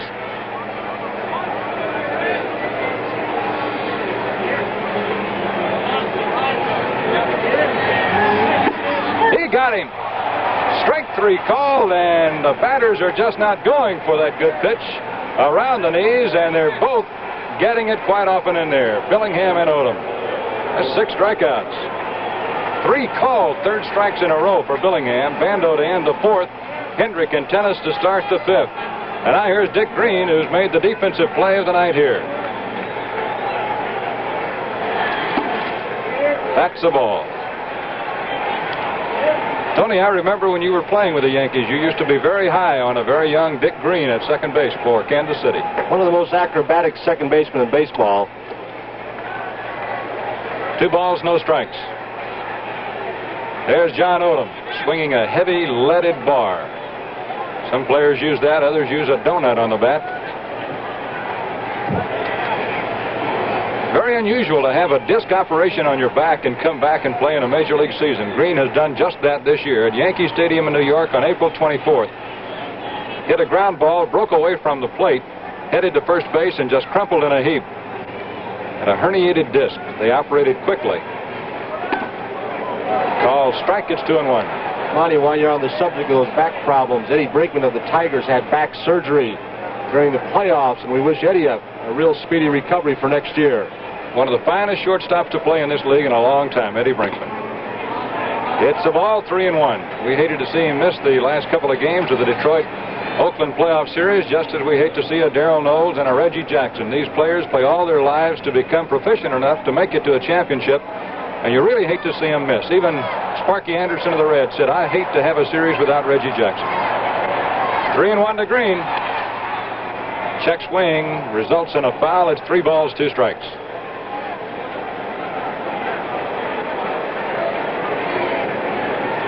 Considering the rain that fell here yesterday and has fallen here for 9 of the last 10 days, you have to give credit to this grounds crew in Oakland, which is not accustomed to handling a wet field, for what they've done to get this place in shape.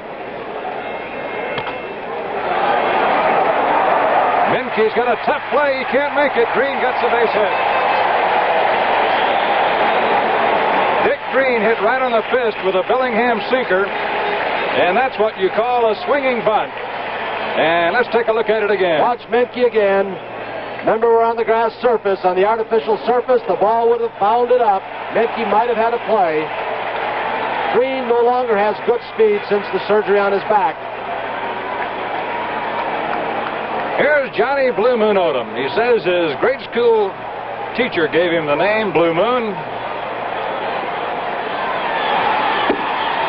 Look at that cut. strike to count on the Moon Man. The score here at the Oakland Coliseum, Cincinnati nothing, Oakland nothing. The A's have 2 hits and the Reds have 1. Dropped that curveball right in there, and Odom flinched on that pitch. That's how good the break has been on that ball tonight. Billingham is ahead of him at 0-2.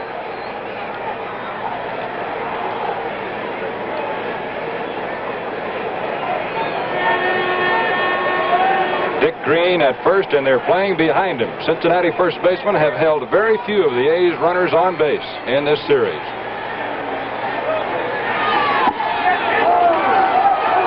Bench taking a shot at first needlessly as John Odom was called out on strikes.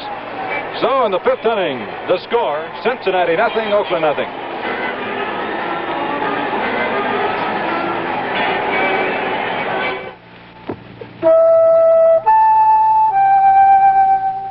For 700 years, the dhows have sailed on monsoon winds from Asia to the east coast of Africa in search of gold, silver, and ivory.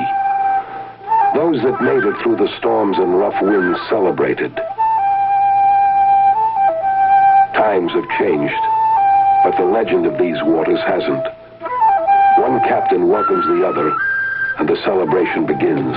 Hey, come on! It's life they're celebrating. Nobody takes it for granted out here. Nobody should anywhere.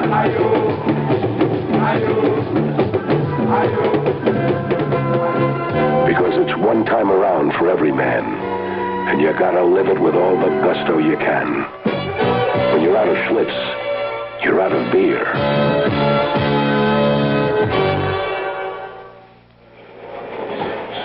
Here in Oakland, another duty of the ball girls, in this case Mary Berry, is giving hot coffee to the umpires. And Frank Humont enjoying a little bit of it there, along with Jim Honachek. We pause now for station identification.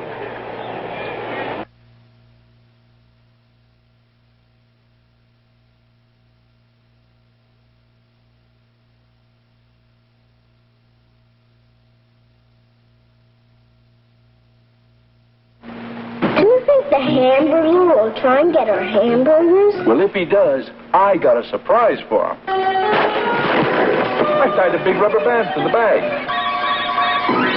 We caught the hamburglar. Now you can catch your own little hamburglar. He's fun to play with. Talk to or just hold. But watch out for your hamburger. The little hamburglar. Get yours at McDonald's now. Just $1 with any purchase at your nearby McDonald's.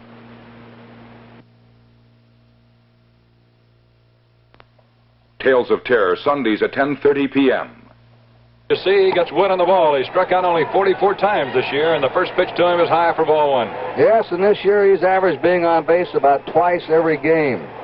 So far, the A's have kept him off base in this series. Popped it up, and here's that wide foul line we showed you before the game. Sal Bando makes the catch as Morgan is out. This has to be one of the widest foul areas in the major leagues, from the foul line to the seats. In many ballparks, Joe Morgan would still be at the plate with a count of 1 strike on him, as that would have gone into the seats. I'll tell you one place I know for sure is Fenway Park, Tiger Stadium. Pete Runnels led the American League in hitting his last year at Fenway Park, went to Houston with a big ballpark down there, and didn't hit the ball for average that year at all. Here's Bobby Tolan. He's 0 for 2 in this game. He's grounded to the pitcher and to the second baseman. 1 for 10 in the series.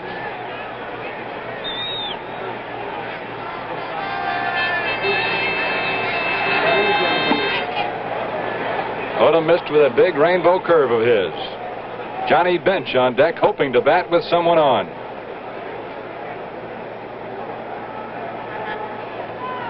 Cincinnati nothing, Oakland nothing. There have been only 3 base hits, 1 by the Reds, 2 by the A's. There's that fastball of Odom's that just explodes. It takes off away from a left-handed batter, which makes him just as effective against left-hand hitters as right-handers, Tony. He reminds me a little bit of Juan Marichal of the Giants. He throws so many different pitches at so many different speeds. He may have 5 pitches, but they come out looking like about a dozen.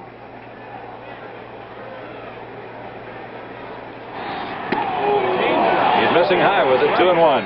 He's not gotten that big blooping curveball over there once tonight yet. Yeah, I can't recall a ball being hit hard tonight from one batter. All the hits have been either bunts or infield hits. Menke blooped a single to center. Almost persuaded. Tolan took that one. It's ball 3. The only one was the play by Dick Green on Morgan, a hard hit ground ball, but the batters have not met the ball solidly tonight on either pitcher. And both these clubs led their leagues in home runs.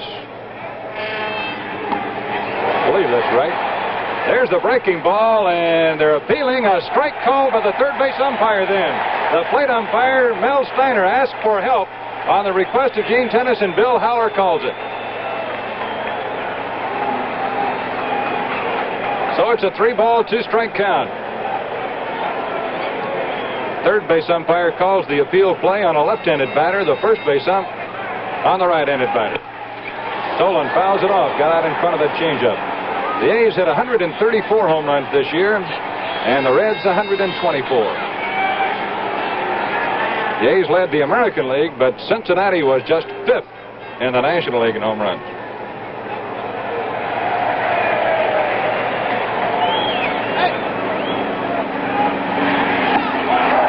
To the fastball, and he left him up there. 9 strikeouts for Odom. And that's his high for the year in any game. And he's done it in a big one here in the World Series. Odom's 2 highest strikeout totals in his big league career were 13, and he lost both ball games. There are 2 down in the 6th, and here's Johnny Bench. He grounded a third in the 2nd inning, called out on strikes in the 4th.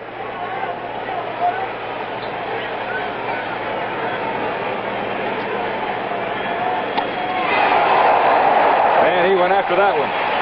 And again, he's up there, Monte, with nobody on.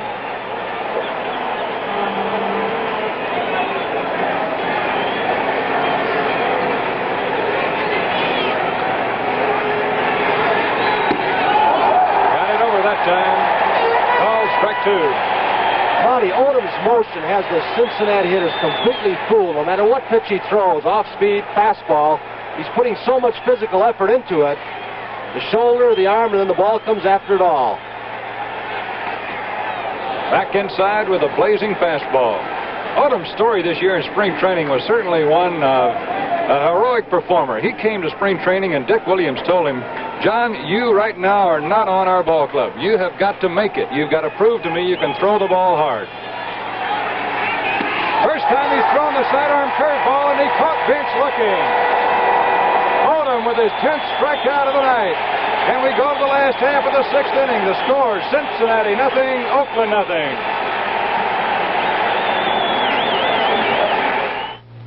Hello, I'm Cricket, the new disposable butane lighter by Gillette. Oh, I'm good for thousands of lights, so I last for months. Cricket by Gillette. Try me. Hi, Hank. Shaving close for your big close-up, huh? Yep. Well, don't cut yourself. Sam, I don't have to cut myself to shave close. This is the Track 2, the 2-bladed razor from Gillette. The blades are recessed, so it's safer. Recessed? Then how come it shaves so close? Because when the first blade shaves your whisker, it stretches it out from the skin. And before it can snap all the way back, the second blade can shave it again, closer.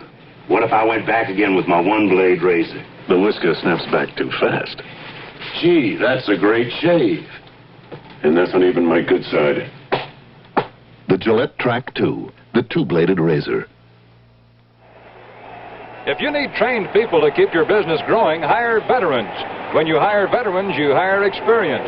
Practical working experience in dozens of fields, hundreds of specialties.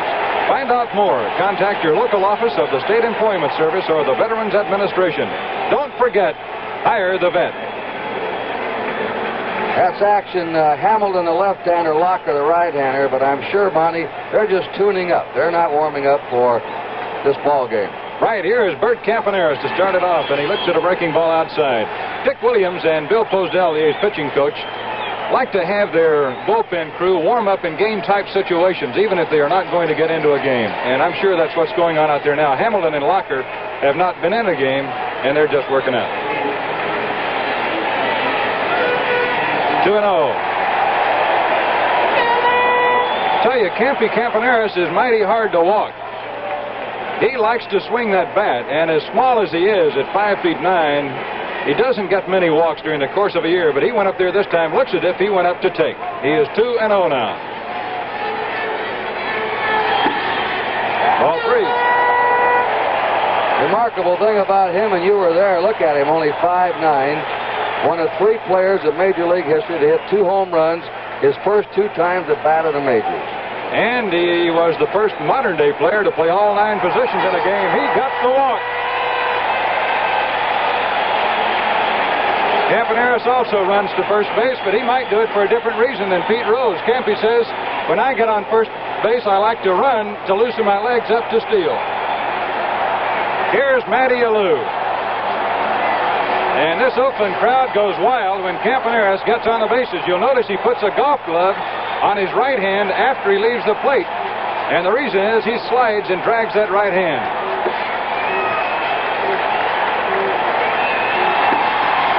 A strike call to Matty Alou, who was taking to give Campaneris an opportunity to steal. Campy, one of the most exciting players in the American League, has won the stolen base derby 6 of the last 8 years. Out in the bullpen. Cincinnati, they have someone up throwing. Rubber arm, Pedro Barbon is up. Campaneris stole 2 bases the last day of the season to win the stolen base championship this year. Beautiful bunt. He rolled him off the bag.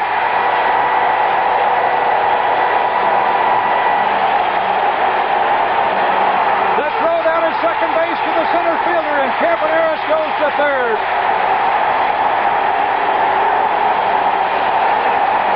This Oakland crowd is going wild.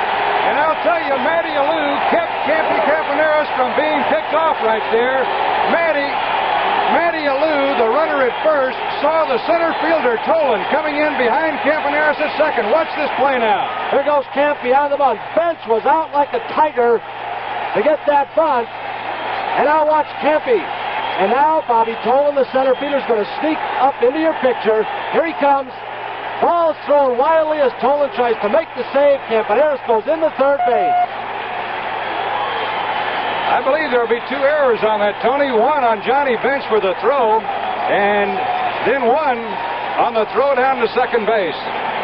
Well, that gives you an idea of the heads-up play of Bobby Tolan. It may not have worked in, but how many center fielders do you see cover second base? How many catchers do you see go out the way Johnny Bench did? He went out halfway between home plate and third base to get that bunt. It might have been an easier play for Dennis Menke as third baseman. Over 50,000 fans here at the Oakland Coliseum watching as Sparky Anderson goes out across the foul line. Well, when you get speed on the bases, things just seem to happen. Both these clubs have a lot of it. The A's with Reggie Jackson and Campy Campaneris. Jackson, of course, not in there now, but Matty Alou can run too. And when you have that kind of speed, things happen. We pause briefly for station identification. This is the NBC Television Network. WRGB Schenectady, where Bob McNamara brings you sports weeknights at 6 and 11.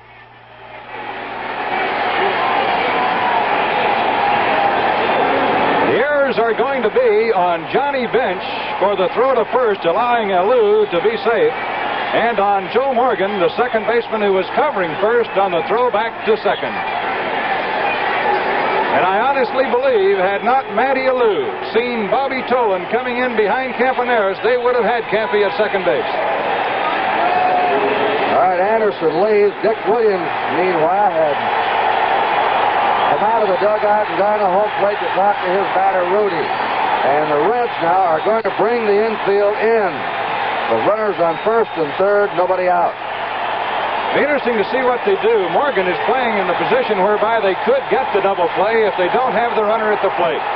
Joe Rudy, who knocked in 70 runs for Oakland this year.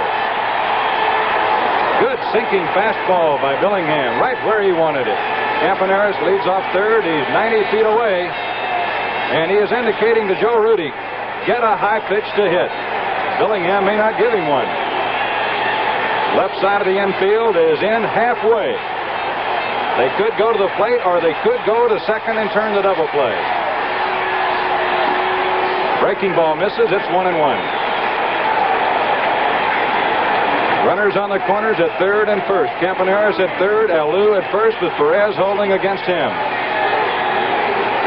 We have a 0-0 game last half of the sixth, and this crowd is going wild.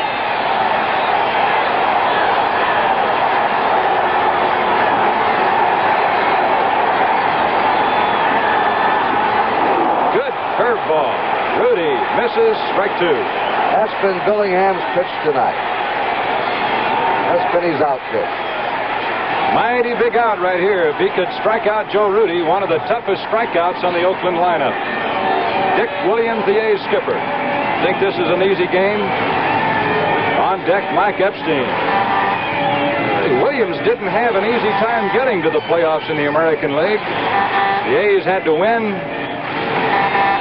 over the Chicago White Sox, and they won with just a week to go in the season, a little less. And it was a frightening week. The A's played 5 games in a row in which they scored 2 runs or less and won 4 of the 5. That's nerve-wracking.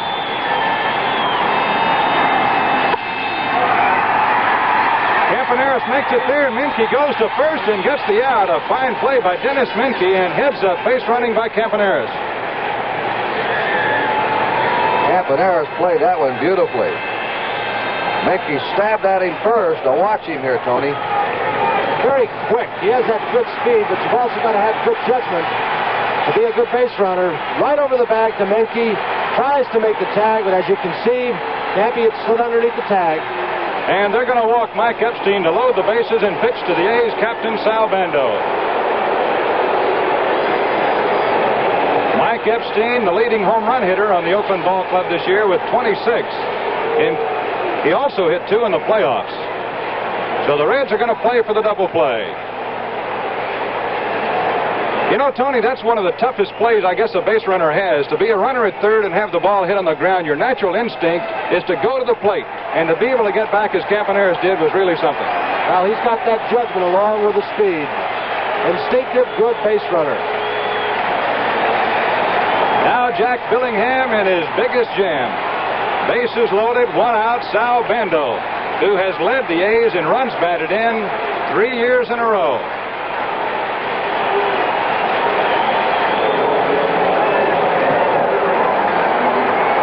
Bando, 100 RBI man a couple of years. This year fell down to 77. 0-1.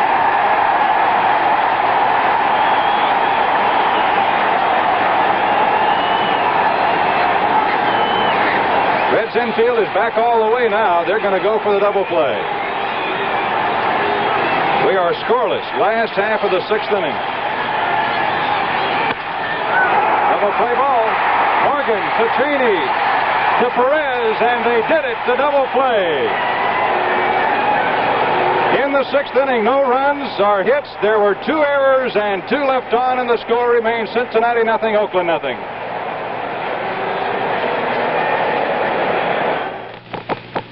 Last year, Dodge had the only all-new pickup, still one of the greatest things going. This year, Dodge extends itself to bring you the revolutionary Club Cab, the pickup that gives you storage space inside for all the things you don't want to or can't afford to leave outside. Even comes with optional auxiliary flip seats. The new Club Cab Swept Line pickup, only at your Dodge dealer. Now, why didn't anyone ever think of that before? What sort of place do you look for when you go away on vacation? You want things to do, and of course you want interesting things to see. This is pretty. You want a nice, comfortable room, and a good restaurant. Every Holiday Inn offers you these things, and while they all come with a pool, some even come with an ocean. Holiday Inn, the most accommodating people in the world.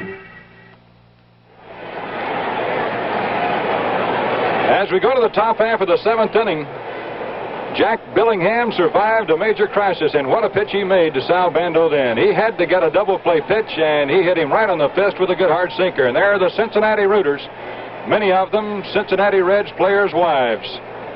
Those are the wives in the first 2 rows of the Cincinnati players.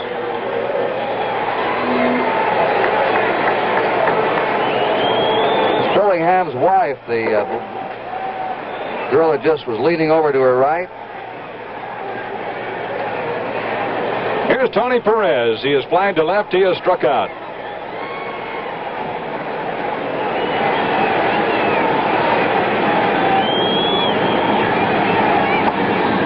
Odom misses low, ball 1. These guys are playing for a lot of money. The winning team the last 3 years in the World Series has had a minimum of $18,000 per man. Missed high. It's 2-0. Some of the players were telling me they figured out that they think the winner's share this year will be over $20,000 a man. The first 4 games will all be complete sellouts. They set records on consecutive days for Riverfront Stadium in Cincinnati, and it's been a sellout here in Oakland for all the games for a long time. You can see that one yourself. Right in there, it's 2-1. Watch Odom again. That delivery of his, the motion of Odom, fooling these hitters more so, I think, than where he is throwing the pitches. His great shoulder and head movement fooling these hitters. Base hit for Perez, and the Reds got their leadoff man on for the 2nd time in the game. Perez is not hitting the long ball, but he's getting on base. He now leads the series with 5 hits. He's had a bad hand that's plagued him this year, and imagine taking some of his power away. And here's Dennis Menke, who has had a single and a walk, and he's been a factor at that plate a little bit more in the series, I think, than the Reds or the A's had planned.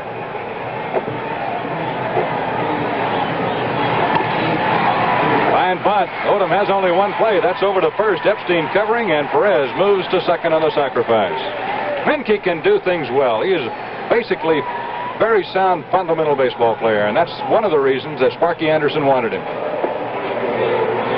And Vida Blue now, and Raleigh Fingers are heating up, getting ready here in these late innings.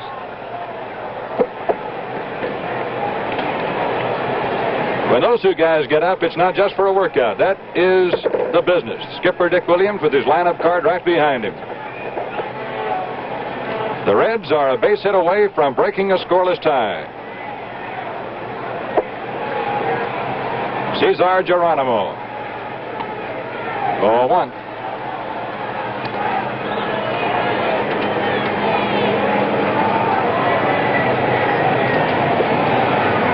Sparky Anderson walking around with his arms folded. A big ball game for him. He had to have a lot of pressure off his shoulders when that double play was turned a moment ago. Base hit, looks like it is, and here comes Perez in to score. The Reds take a 1-0 lead. He falls down, but he may make it yet. Campaneris didn't realize he had fallen down. Campaneris had his back to the plate. If he'd have quickly whirled and thrown, he might have had him at home plate. Watch Perez again. The ball got hit hard, and it got slowed down in center field with the soft turf. Now watch, right around the coaching box, as Alex Graham says, you've got it made easily. Hits a soft spot, takes a header. Campy did not see him, and I don't believe anybody alerted him to the fact as he had his back to the infield and the plate. But Perez makes it. He was a little too far away from anybody, I believe, to get much help. And with 50,000 yelling here, it probably was way out of the reach of anybody as far as sound goes. So Cesar Geronimo gets the biggest hit so far for the Reds in the World Series. John Odom will now pitch to Darrell Cheney. And watch for Geronimo to run.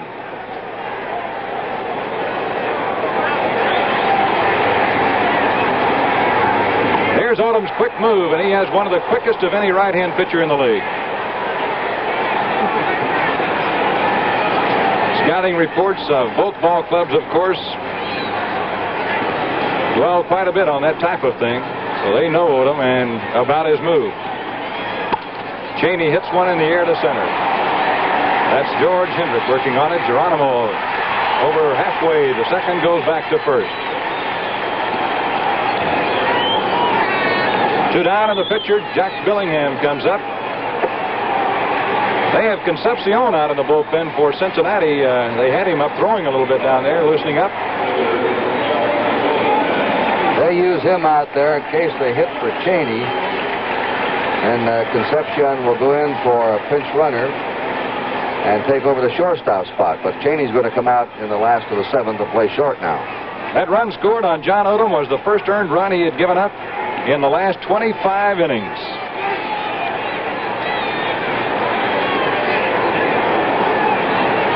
Geronimo back in at first. Billingham the batter. There are 2 down, and the Reds lead 1-0. They trail in the series 2 games to none.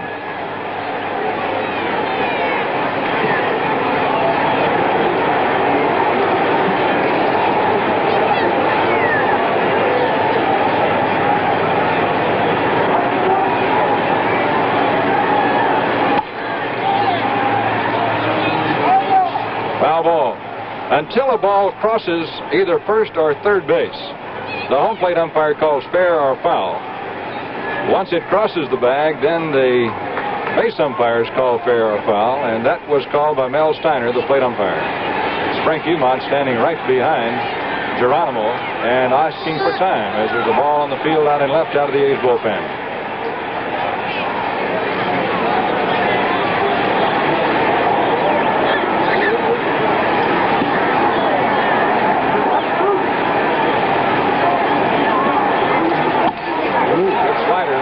Strike 2.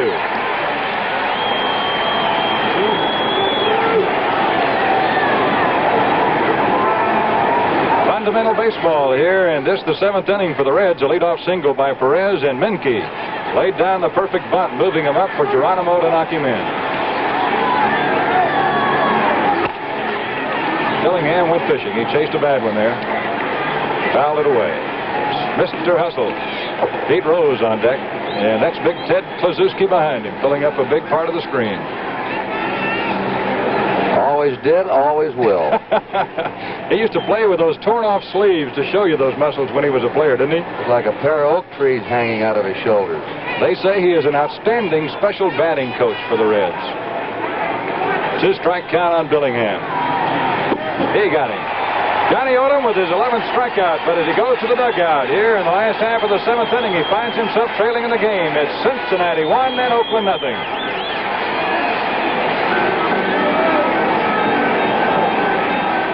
When you bloom, you know you've made a place for yourself. Belonging is what credit unions are all about. You're more than a customer. You belong.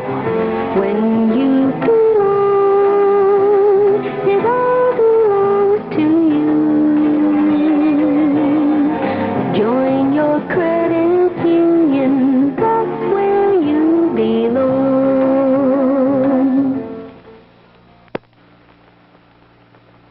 I'll never forget the first time my father brought me to Ernie's to have a couple of draft beers with his friends. I want you to meet my son, Joey. Man, those drafts were really something. They went down so nice and easy and had a fresh flavor I never knew beer could have.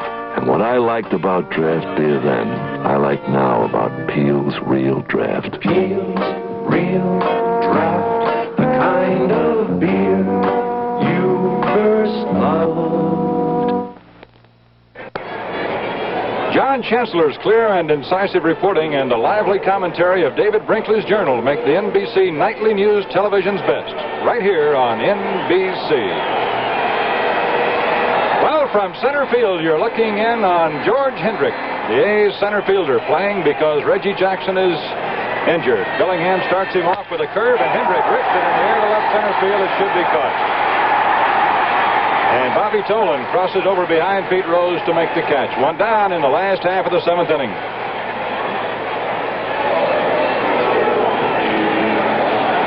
Billingham has been the best starting pitcher for the Reds we've seen in this series. Very effective, especially against right-handers tonight. He has really made some great pitches when he needed to make them. Bando hit a ball that's the pitcher's perfect pitch for the double play. Here's Gene Tennis. Look at that fastball right on the knees. Strike one. On deck, Gonzalo Marquez, who will be a pinch hitter. Cheney to first base, and he almost got a bad hop off that grass right then. There are two down, and Dick Green is scheduled to bat here, but with the A's behind, here comes the hero of the playoffs, Gonzalo Marquez. Here's the play again. Cheney coming in. Ball bounding a little bit off to his right.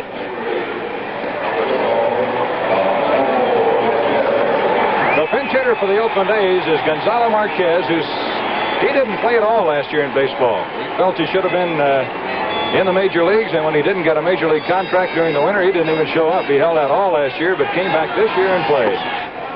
And as a pinch hitter for the Oakland A's at .381, he had two big game-winning hits in the playoffs against Detroit.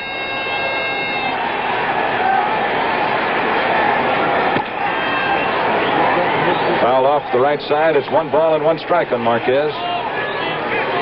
He's been in the World Series for 1 at-bat. But as a pinch hitter during the season, 7 hits and 15 at-bats, and he is one of those swingers. I noticed the Cincinnati dugout just had a towel flapping it, waving their outfield well around toward left against Marquez.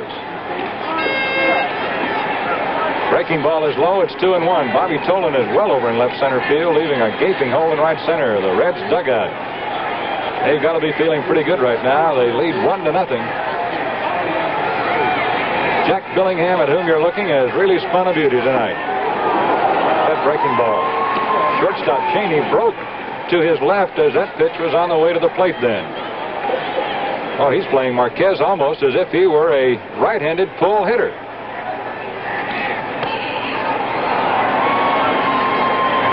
Two balls, 2 strikes. Most of Marquez hits for the A's have been to right field. The Reds are definitely not playing him that way.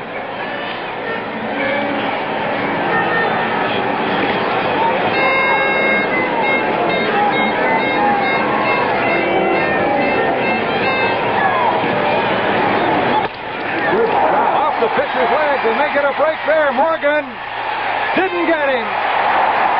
But what a super try by little Joe Morgan. Marquez banged one up the middle right off the pitcher's leg. It slowed it down to allow Morgan a chance at a play.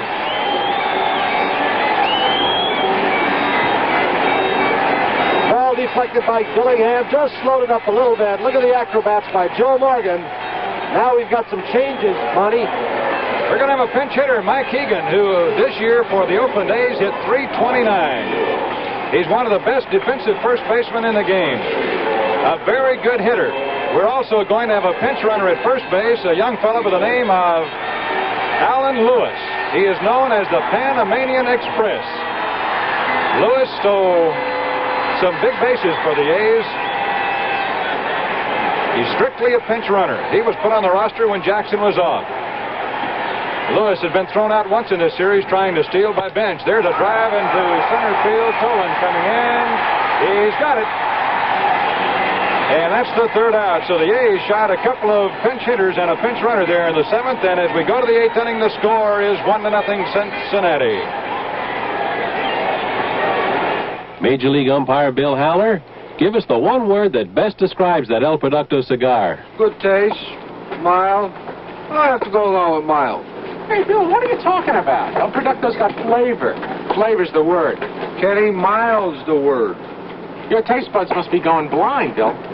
Kenny, mild or back to the showers? Well, I never said they weren't mild. Next time, try a great tasting El Producto. You'll call it like you smoke it. Mild.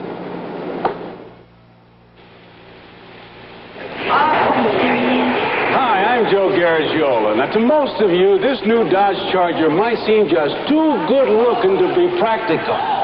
But let's talk about room for 6, family-sized trunk space, electronic ignition for more dependable starting, smooth, torsion, quiet ride. Let's face it, ladies, you want to talk practical? You're talking Dodge Charger. Okay, guys, you got your Charger. Dodge. Depend on it. We pause now for station identification. It's Chancellor and Brinkley.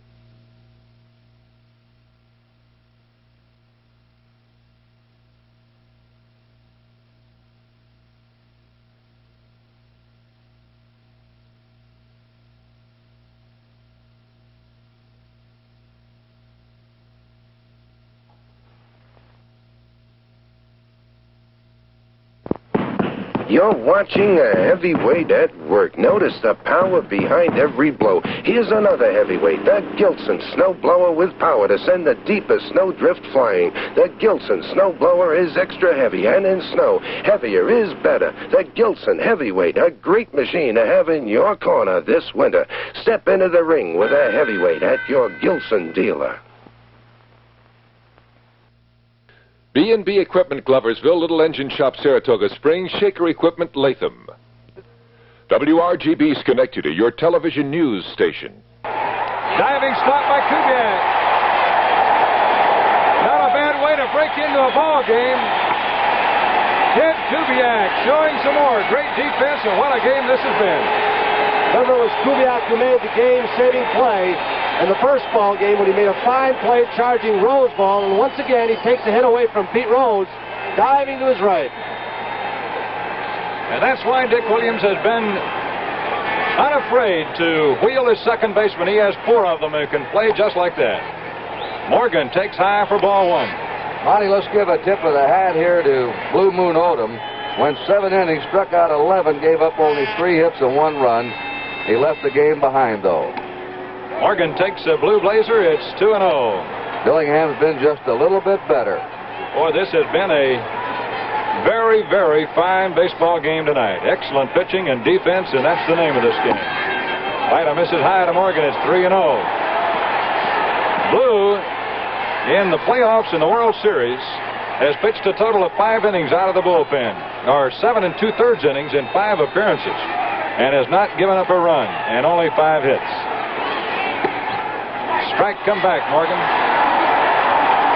Little Joe took off to first base, but Mel Steiner brought him back with one quick pump for that right arm. Morgan felt very strongly that he would like to see Oakland in the World Series, not because he felt that Cincinnati would have a better chance to beat them, but because he's going to be in business here in the winter. 3-2 count. I quoted him, about didn't have anything against the Tigers. He wanted Oakland to win. His wife's pregnant, expecting a baby out here next month. Some fans must have misread it. They thought I meant my wife wanted to be out here in Oakland and watch the World Series, especially in Detroit. That's the ball, and Morgan is on, and the excitement starts to rise in Cincinnati when this guy gets on, and all around the National League. He is one of baseball's premier base burglars. Stole 131 bases the last 3 years and swiped a bunch more this year, well over 50. Monty, Joe's an unusual base runner. If his heel is right, he says that he likes to steal off left-handed pitchers more than right-handed pitchers. He likes to look into their eyes and see their hands at the belt. Vida Blue has a lot of things going for him, but a pickoff motion is not one of them. He's got a big lead at first right now, and Epstein just hauled in a near errant throw. As you see, over at first base, Morgan is another runner who puts a golf glove on after he gets on base. The reason is they drag that right hand. There's the pickoff again. Morgan trying to look at his move. He forced Blue into throwing to look at it. Took a big lead. Tolan takes for him, and it cost him. 1 strike count. The score 1-0 Cincinnati as they try to get in the victory column in the 1972 World Series. During the year, Morgan got a lot of big jumps. Tolan would swing and foul the pitches off, or Morgan would have had more stolen bases. He's been taking more pitches lately. Base hit up the middle, and Morgan makes it to third easily, and Tolan takes a daring turn around first base to go back. The Reds set up now with runners at first and third base, and now the top of this batting order for Cincinnati has done something they've not been able to do in the series. They put a couple of men on for Johnny Bench. Ball not hit well on the replay, but hitting a good spot right up the middle. Notice how slow, Tony, that ball's rolling in the outfield. Those outfielders really have to charge it. Vida Blue on the mound to pitch to Johnny Bench, and Dick Williams is quickly getting his big right-hander, Raleigh Fingers, ready in the bullpen. Blue has not been nearly effective tonight as we saw him over in Cincinnati and against the Tigers.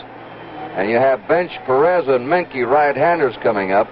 Rose, the first man up, lined out the second. Morgan walked, and now Tolan a single, and here comes Dick Williams out of the A's dugout. He may make a move here with a right-hander to face Bench. When he makes that move, he is making it to one of baseball's best relief pitchers, Raleigh Fingers. Bando went over to give him a little extra time. It's 1-0 Cincinnati. Dick Williams still taking a little time out there. He's not made a sign yet to the bullpen. Fingers ordinarily needs only about 10 or 12 pitches to get ready. There is the sign to the bullpen. So they're going to bring in the big tall right-hander, Raleigh Fingers. Touchy thing here for Dick Williams because Blue has been unhappy about being a bullpen pitcher, but he's finally gone along with Williams to pitch out of the bullpen. Now they're taking him out.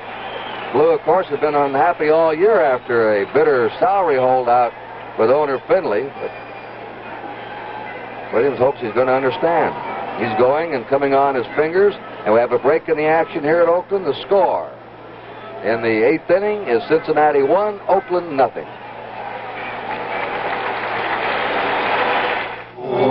Introducing the Roughnecks. Shaving leaves their necks rough and irritated, but now for the Roughnecks, a special kind of Gillette foamy. Face Saver, with 25% more lubricants for better protection against shaving irritation. Face Saver looks different, feels different. Feel the way your razor glides over even the most sensitive part of your face, your neck. So if shaving irritates your neck, get foamy Face Saver for the Roughnecks. Jim Gibbs, Wethead. Jim Gibbs, the Dry Look. Bill Riley, Wethead. Bill Riley, the Dry Look. Bob Schneider, Wethead. Bob Schneider, the Dry Look. Here's more evidence of why the Wethead is dead. More men all over the country discovering the Dry Look from Gillette. #1, aerosol hair control. Adjustable valve, sprays as light as you like. Dennis McIntyre, Wethead. Dennis McIntyre, the Dry Look. The Dry Look from Gillette. Many of today's players play baseball in the spring and summer and attend college in the fall and winter. I've been in baseball since 1965. By attending Eastern Illinois University during the off-season, I was able to earn a Bachelor of Science in Education degree. I also have my master's degree. I did it all during the off-season, thanks to baseball.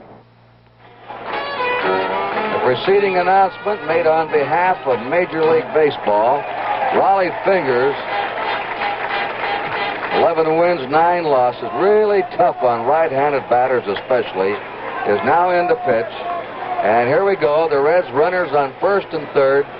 1 out, top of the 8th inning. And the A's infield is playing back here with a runner from first breaking. It's fouled off by Johnny Bench. And once again, the Red runner takes off with a man swinging. They're running tonight, Monte. They're playing their game. This is the way they played against the Pirates. Very aggressive on the bases, trying to force errors. Very obvious that those men are running on their own because the batters go for that pitch. Of course, with the man breaking, fast runners on, the batter gets a lot of fastballs to swing at.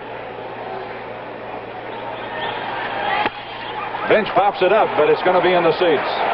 2 strikes the count. Raleigh Fingers' big pitch is an overhanded sinker ball, but he has a very, very good sidearm curveball, which he used to strike out both Perez and Menke in the first game of this World Series in Cincinnati. At a time when there was a runner at second and nobody down, he got them both. Dick Williams with his pitching coach Bill Posdell, who's retiring this year, in the corner of the dugout.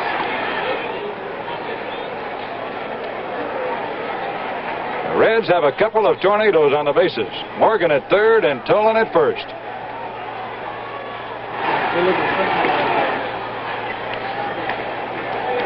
Two strikes on Bench. Look at that mustache. Raleigh has worked for 3 months on that. Immaculate. You have to use the wax to curl it up like that.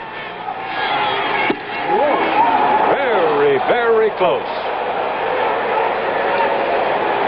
Morgan at third base. And Tolan at first base. And Anderson pacing in the dugout. His team is leading 1-0 in a must game for them.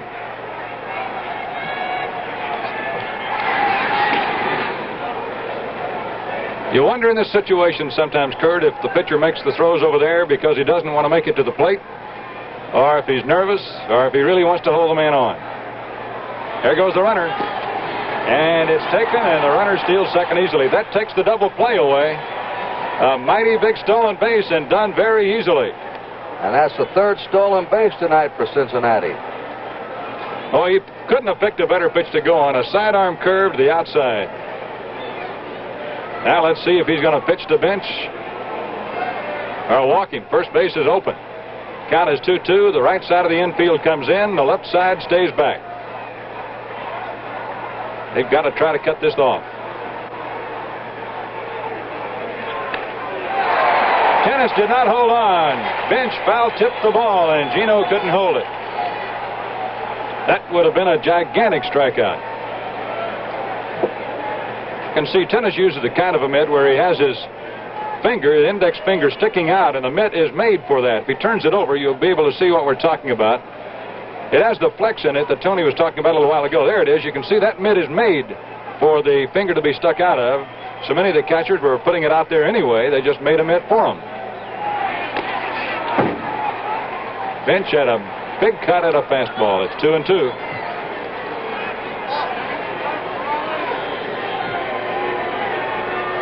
This is the best RBI situation in which Bench has been in the World Series. Look at that study and concentration. Raleigh fingers. Drop sidearm and missed it. Ball 3. Morgan goes back to third base, and Tolan back to second, and Dick Williams is going to the mound to talk to Fingers. He's also calling Bando over for a conference.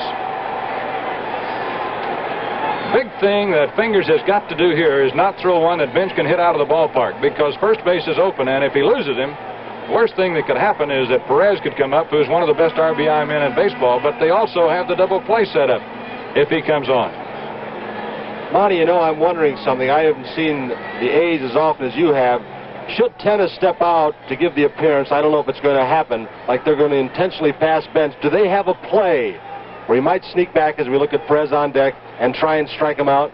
They've never done that, Tony, and I don't know if they would do it here or not, but there's Tennis stepping out, and they're doing just that. He got him. Oh, third strike.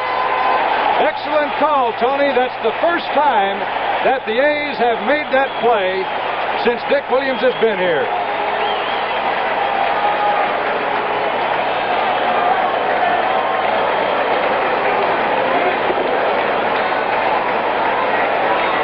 Look at it again. You saw Tennis step out like he's going to pass him, and they got the call striking a breaking pitch. And now they're going to walk Perez to load him up for Dennis Menke. They tell me he's one of the best clutch hitters in baseball. Kubek, you can pack your briefcase and silently steal away. You have done it. Another trick play with an intentional pass on as Campaneris tries to sneak behind the base runner at second. The A's have a lot of outstanding plays like that, Tony. They do a lot of things. Dick Williams is a very heads-up manager, and he gives a lot of credit to Gene Mauch for a lot of the plays that he has. They're certainly not unique. A lot of clubs use them, but the A's certainly pick good times for them. So Perez is on, and Menke comes up. Boy, these pitchers have really been in and out of some jams tonight. In a turning point of the ball game, Jack Billingham got Sal Bando to hit into a double play with the bases loaded in the 6th inning. And incidentally, here tonight, Johnny Bench has taken a called third strike 3 times in a row in the 4th, 6th, and 8th innings. Here's Menke, who sent Joe Rudy into baseball immortality with a circus catch on a drive he hit on Sunday. Fingers misses ball 1. Menke's one of these hard 230, 240 hitters. When he gets the hit, it's usually at the right time. His manager, Sparky Anderson, says there are no players that I'd rather see at the plate with men in scoring position. Foul this one off. It's 1 ball and 1 strike.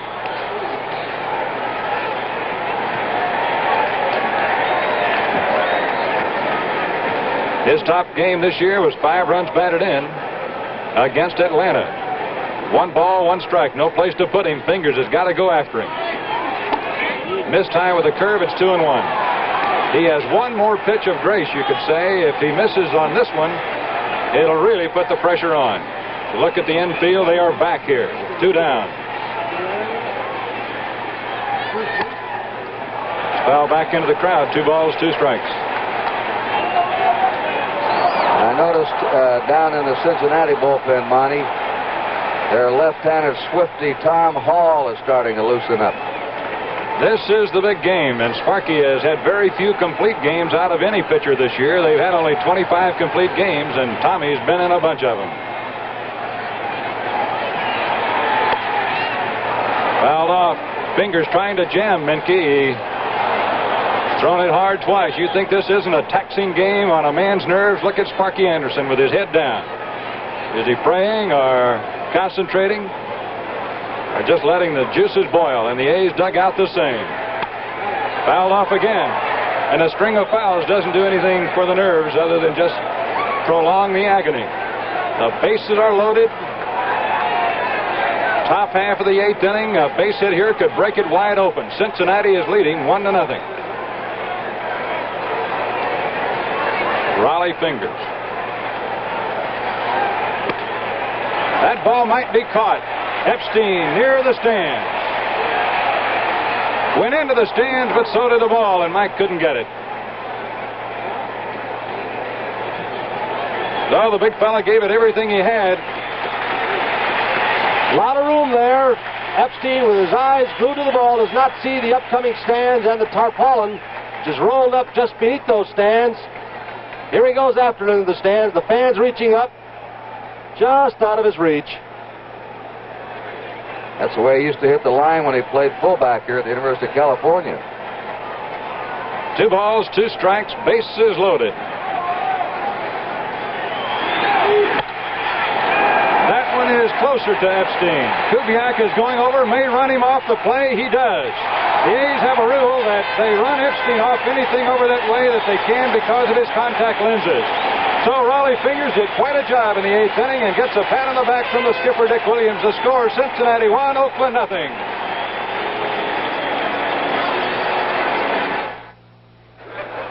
Hey, Dad. I can see our car. It's the bottom of the 10th. The lights are on. One run will do it, Willie. My lights. We'll be right back. The Sears Die-Hard battery. Extra starting power to start your car when most batteries won't. The Die-Hard. Sold only at Sears. To the Equitable agent, no 2 people are alike. Is there anyone else in the whole human race with your kind of style and your kind of grace? No 2 people are alike. That's why your Equitable agent thinks of you as an individual. His training and thinking are shaped around you and your life insurance needs. To the Equitable agent, there's nobody else exactly like you. Nobody else like you.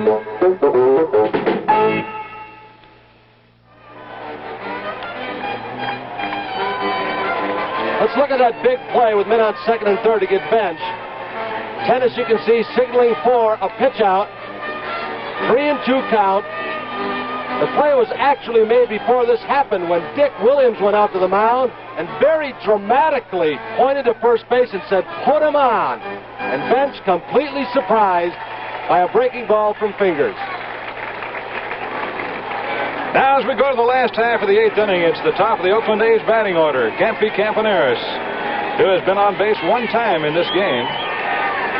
He walked in the 6th inning. We'll lead it off, then Matty Alou and Joe Rudy. Billingham's really been in only 1 jam. That was the 6th inning. When the A's had the bases loaded on him, 1 out, and Bando hit into the double play, started by the second baseman Morgan. A tailor-made double play ball. Outside of that inning, Billingham has been superb here against the A's. They just can't mount any offense against him. Tomorrow night, we'll be right back here again. That's Charlie Finley, the A's owner, with the dark glasses, the green jacket, on the telephone. Tomorrow night, same time, 8 o'clock, World Series report. Then Game 4 of the World Series, Gullen, a left-hander for the Reds. Holtzman, a left-hander for Oakland. And here's Campy Campaneris. First ball hitter most of the time. He came out taking the time. He got the walk in the sixth. He went after that first one here, and Bellingham still got that sinker down around the knees. Fouls it off, strike one.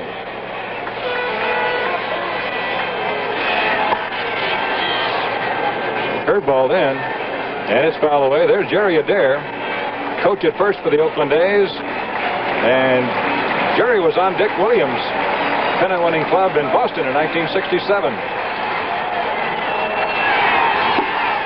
Breaking ball away.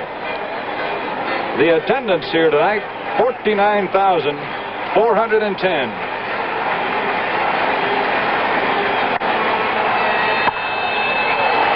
Dennis Menke with a throw to Perez, who nimbly steps back off the bag inside the line to take it. There's one down. Dinah Shore, Jack Benny, Sonny and Shear, Bob Hope, and Burt Reynolds give some hints on how to handle a woman on NBC's all-special night, Friday at 9, 8 Central Time, right here on NBC.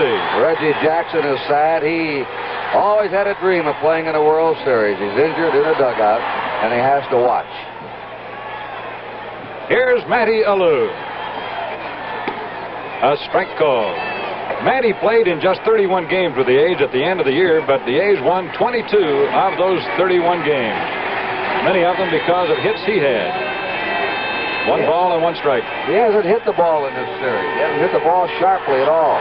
He really had a hot bat against the Tigers in the playoffs. He had 4 doubles. Ball's fouled off.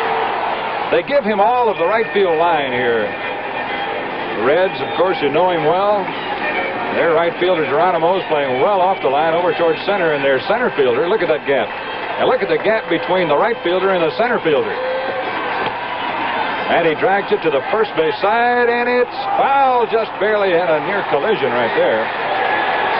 Bellingham was after that ball, wanted to get it before it rolled foul. Watch it again. Bellingham going over. He's really pitched a whale of a ball game, and Perez shooing him out of the way. Knocking the ball almost in foul territory. Matty Alou did something for the A's this year a couple of times. There's Joe Rudy on deck that we haven't seen another player do. He bunted the ball in the air over the third baseman's head for a couple of base hits. He would bunt it foul on the ground off to the left to pull him in, and then bunt it over their heads. Right to the shortstop, and Cheney's playing him perfectly. And Matty is 0 for 3 in this game. There are 2 down in the 8th, and Joe Rudy comes up with the A's trailing by a run. It's Cincinnati 1-0 in the 8th. The pitchers tomorrow night, a couple of left-handers, Gullett and Holtzman, part of the crowd. Billingham's wife is the lady in the red and white dress with the blonde. She looks a little nervous. It's nothing really turns people on like a World Series, particularly those closest to the people involved. That's the ball. Dick Williams down to 4 outs in this one. This is the game tonight where the A's are missing Reggie Jackson's bat. Against the right-handed stuff Billingham's been throwing. All that sidearm breaking stuff. Rudy drives it foul off the right field line. Joe has good power to right and right center. His home run in this series was to dead left. The 2 leading home run hitters here at Oakland Stadium for the A's are not in the lineup tonight. Jackson hit 16 homers here this year, and Dave Duncan 15. He's a right-handed batter, Duncan. Sparky Anderson still warming up for the Olympic walking contest. A ball, 2-1. It's interesting to note how the various pitchers work on Rudy. He turns around, as you can see, with that closed stance. And the Reds have been working on the outside part of the plate to him most of the time. He stands a long ways from that corner. This situation with a 1-run ball game. Let's watch Rudy. Everyone thinking now to get their club back in the game. He's looking for his pitch to go for it all. 2 balls and 1 strike, still hanging on. We have a little fog rolling in over the top of the stadium here, which means that when that's coming in, there's Mike Epstein on deck working on his chewing gum. When that fog rolls in, that wall hits right above the left center field stand, the wall of resistance that keeps the ball from going out of here unless it really is hit hard. This temperature just dropped sharply. Good breaking ball had Rudy on the front foot. He's got to go at anything close now, and he may not get a home run rip here. 2 balls, 2 strikes. The third baseman, Dennis Menke, of course, guarding the foul line here in the late innings. Any ball to his left would be a single. Any ball to his right, if fair, would be a double. So he's guarding the line, giving up a little ground to Rudy. They do the same at first. He got the curveball, and Menke is playing him perfectly. The A's go 1-2-3 here in the 8th. And as we go to the 9th inning, the score is Cincinnati 1 and Oakland nothing.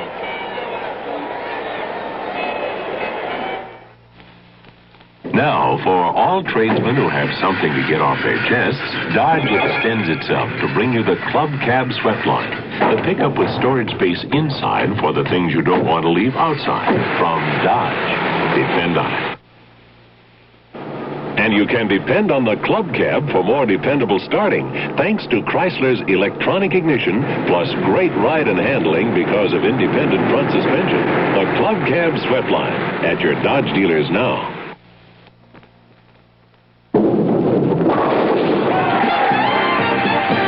Live it up, go bowling. Live it up, laugh it up, join the fun. Is life passing you by? Get rolling. Go bowling. Shape up, slim down, wind up to wind down. There's room on weekends, also daytimes during the week. So live it up. Go bowling. Start this weekend. Joe Cronin in the light raincoat is talking on his right. Former Chief Justice Earl Warren, an avid baseball fan. In fact, keeps one of the most complete scorecards as a fan that I've ever seen. And he's here tonight in the American League box. As we're going to the 9th inning again, of Monte Moore. Cesar Geronimo, who had the game's biggest hit, fouls this one off, strike 1. Geronimo knocked in Tony Perez in the 7th inning with a game's only run. Jack Billingham has just been super. And in case he runs out of gas in that 9th inning, they've got their big guy up out in the bullpen now, Clay Carroll. Fingers throws a strike, it's 0-2. The Oakland bullpen, the left-hander Dave Hamilton, the right-hander Bob Locker. 1-0 Cincinnati. The A's have only 3 outs left. Geronimo takes a fastball riding by outside. It's 1-2. And there's Clay Carroll, the workhorse of baseball. He had 37 saves this year. Geronimo timed that one, tried to go to left field with the outside pitch and fouled it off. It's 1-2.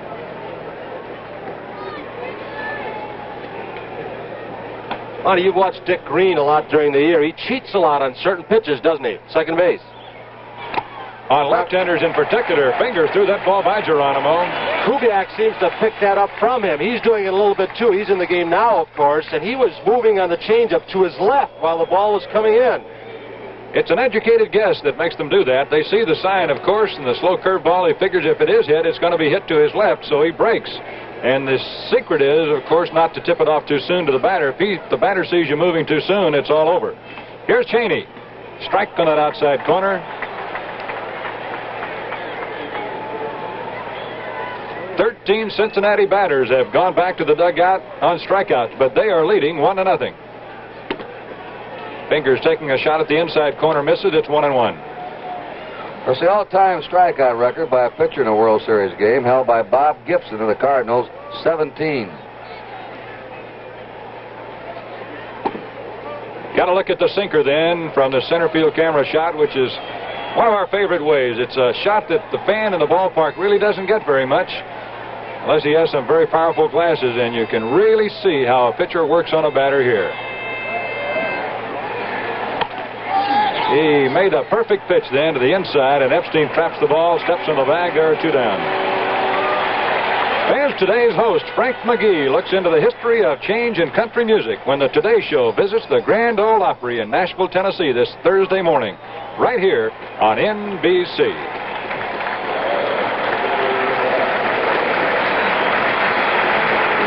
Well, Cincinnati fans were very fair in Cincinnati to the Oakland pitching. And Billingham's getting a good hand from the fans around the Oakland Coliseum for his brilliant effort tonight.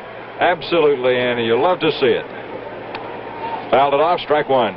Cincinnati fans did give an outstanding round of applause to Catfish Hunter. Dick Williams on the right, Sparky Anderson on the left as we approach the real nervous time. It's a ball. Incidentally, looking ahead, the A's will have the middle of their batting order up. Mike Epstein, Sal Bando, and George Hendrick in the last of the ninth inning. Billingham bailing out, waving at that one. I would imagine his thoughts right now are not too much on what's coming from that mound, but on his going to the mound for the ninth inning. Fingers left him up there, and that's all for Cincinnati. We go to the do or die last half of the ninth inning with over 49,000 fans starting to roar. It's Cincinnati 1, Oakland nothing.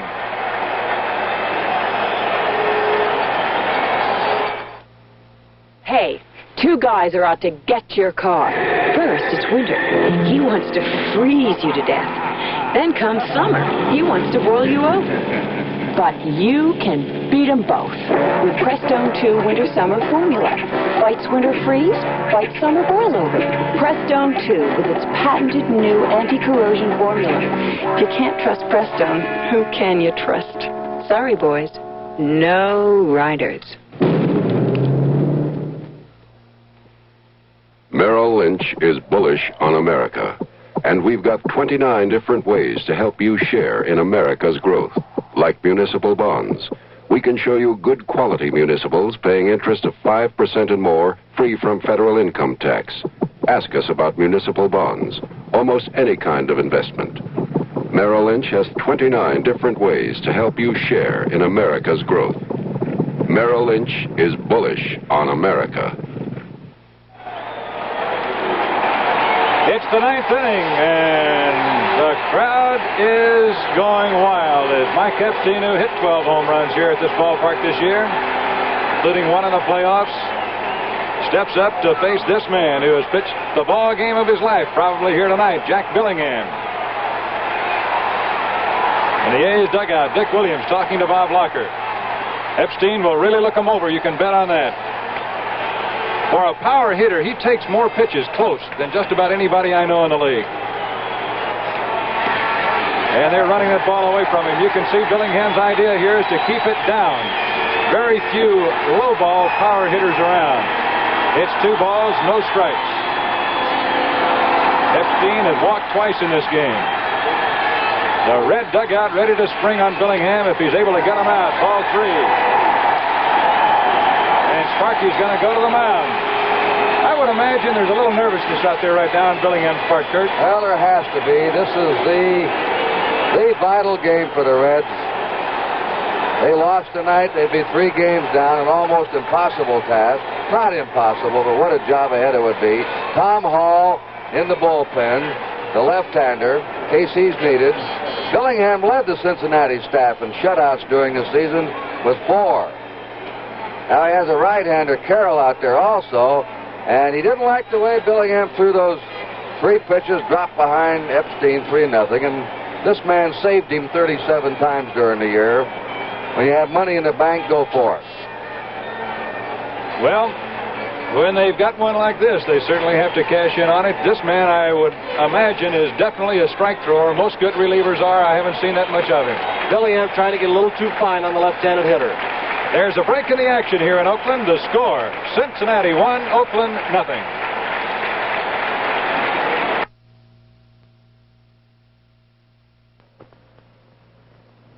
If you're using a regular grade gasoline and when you try to pass, your car knocks and pings, so you slow down and lose power,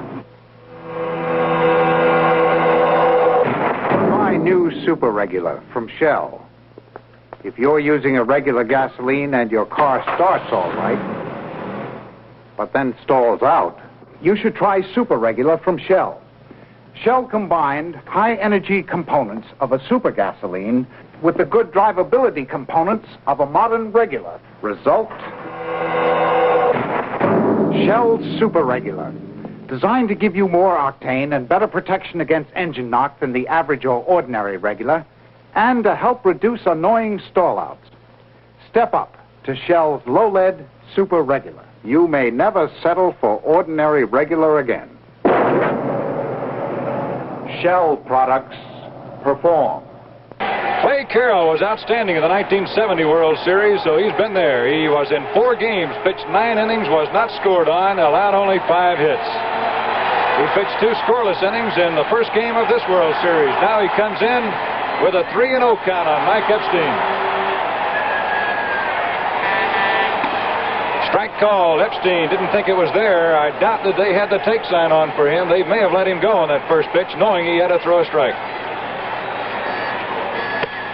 Ground ball to second, and Carroll does his job. Morgan throws out Epstein. Boy, there was a big comeback. To come in 3-0, it's a pressure situation. Let's watch Morgan really getting down. You can see pressure right there, not charging the ball, making sure he was going to block it. He knows Epstein does not have speed. Throws him out. Here's Sal Bando with 1 out in the 9th. Strike. Carroll's going right at the A's. Most good relievers are challengers. There's his first breaking ball. They're guarding the line again against Bando. And Anderson still faces. Ball 2, it's 2-1. Bando hit 15 home runs for the A's this year. One of them was in the 9th inning at Minnesota to bring the A's from back to tie a ball game. These 2 clubs won the pennants because they have great bullpens. They really displayed it in the World Series, both of them. Outstanding pitching all the way. Bando right straight to Morgan. He casually caught that one. There are 2 down. The A's are down to one last man. George Hendrick comes up. It's 1-0 Cincinnati, and a win here was a must for them tonight. We have a couple of fans out of the bleachers going out onto the field now. Probably get a slide at second base.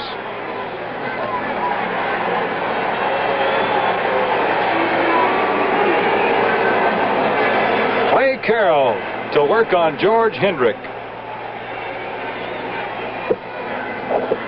Give thanks to our statistician, Alan Roth, tonight, and to our production stage manager, Jim O'Gorman.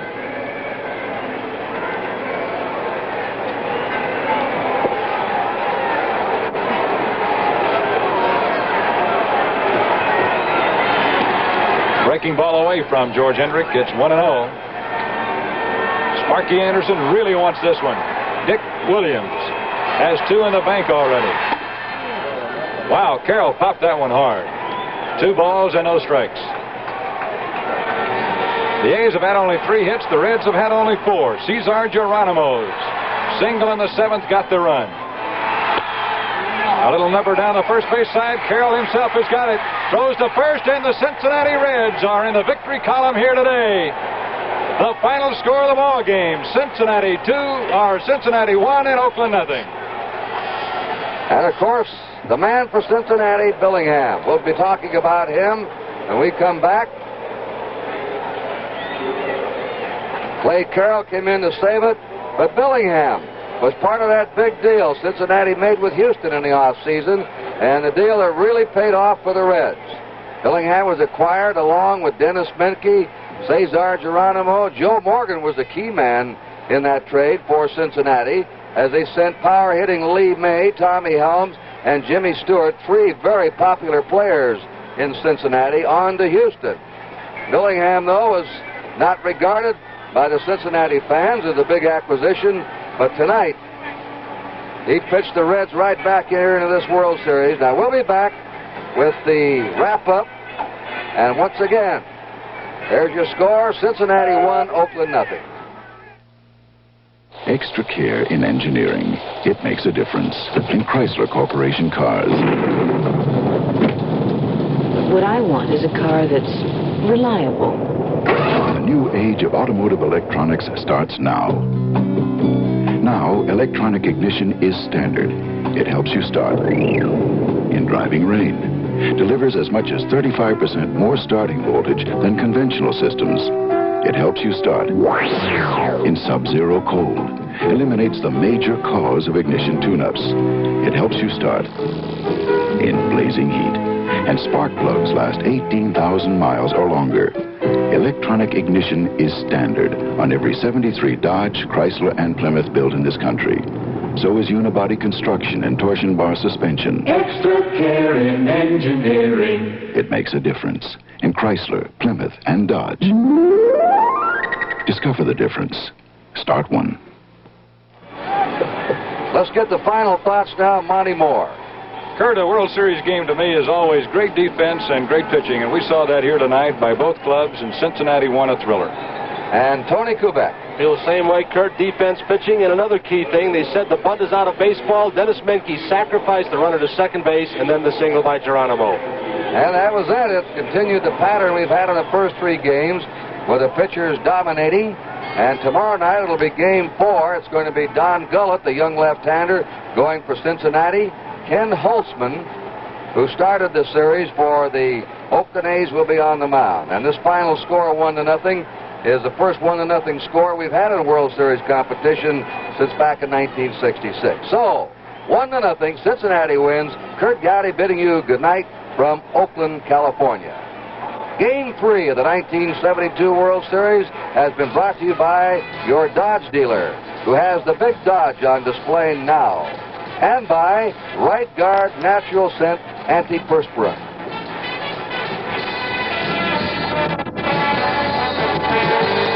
Tomorrow night, 8 o'clock Eastern Daylight Time, World Series game number 4, starting with Joe Garagio's World Series.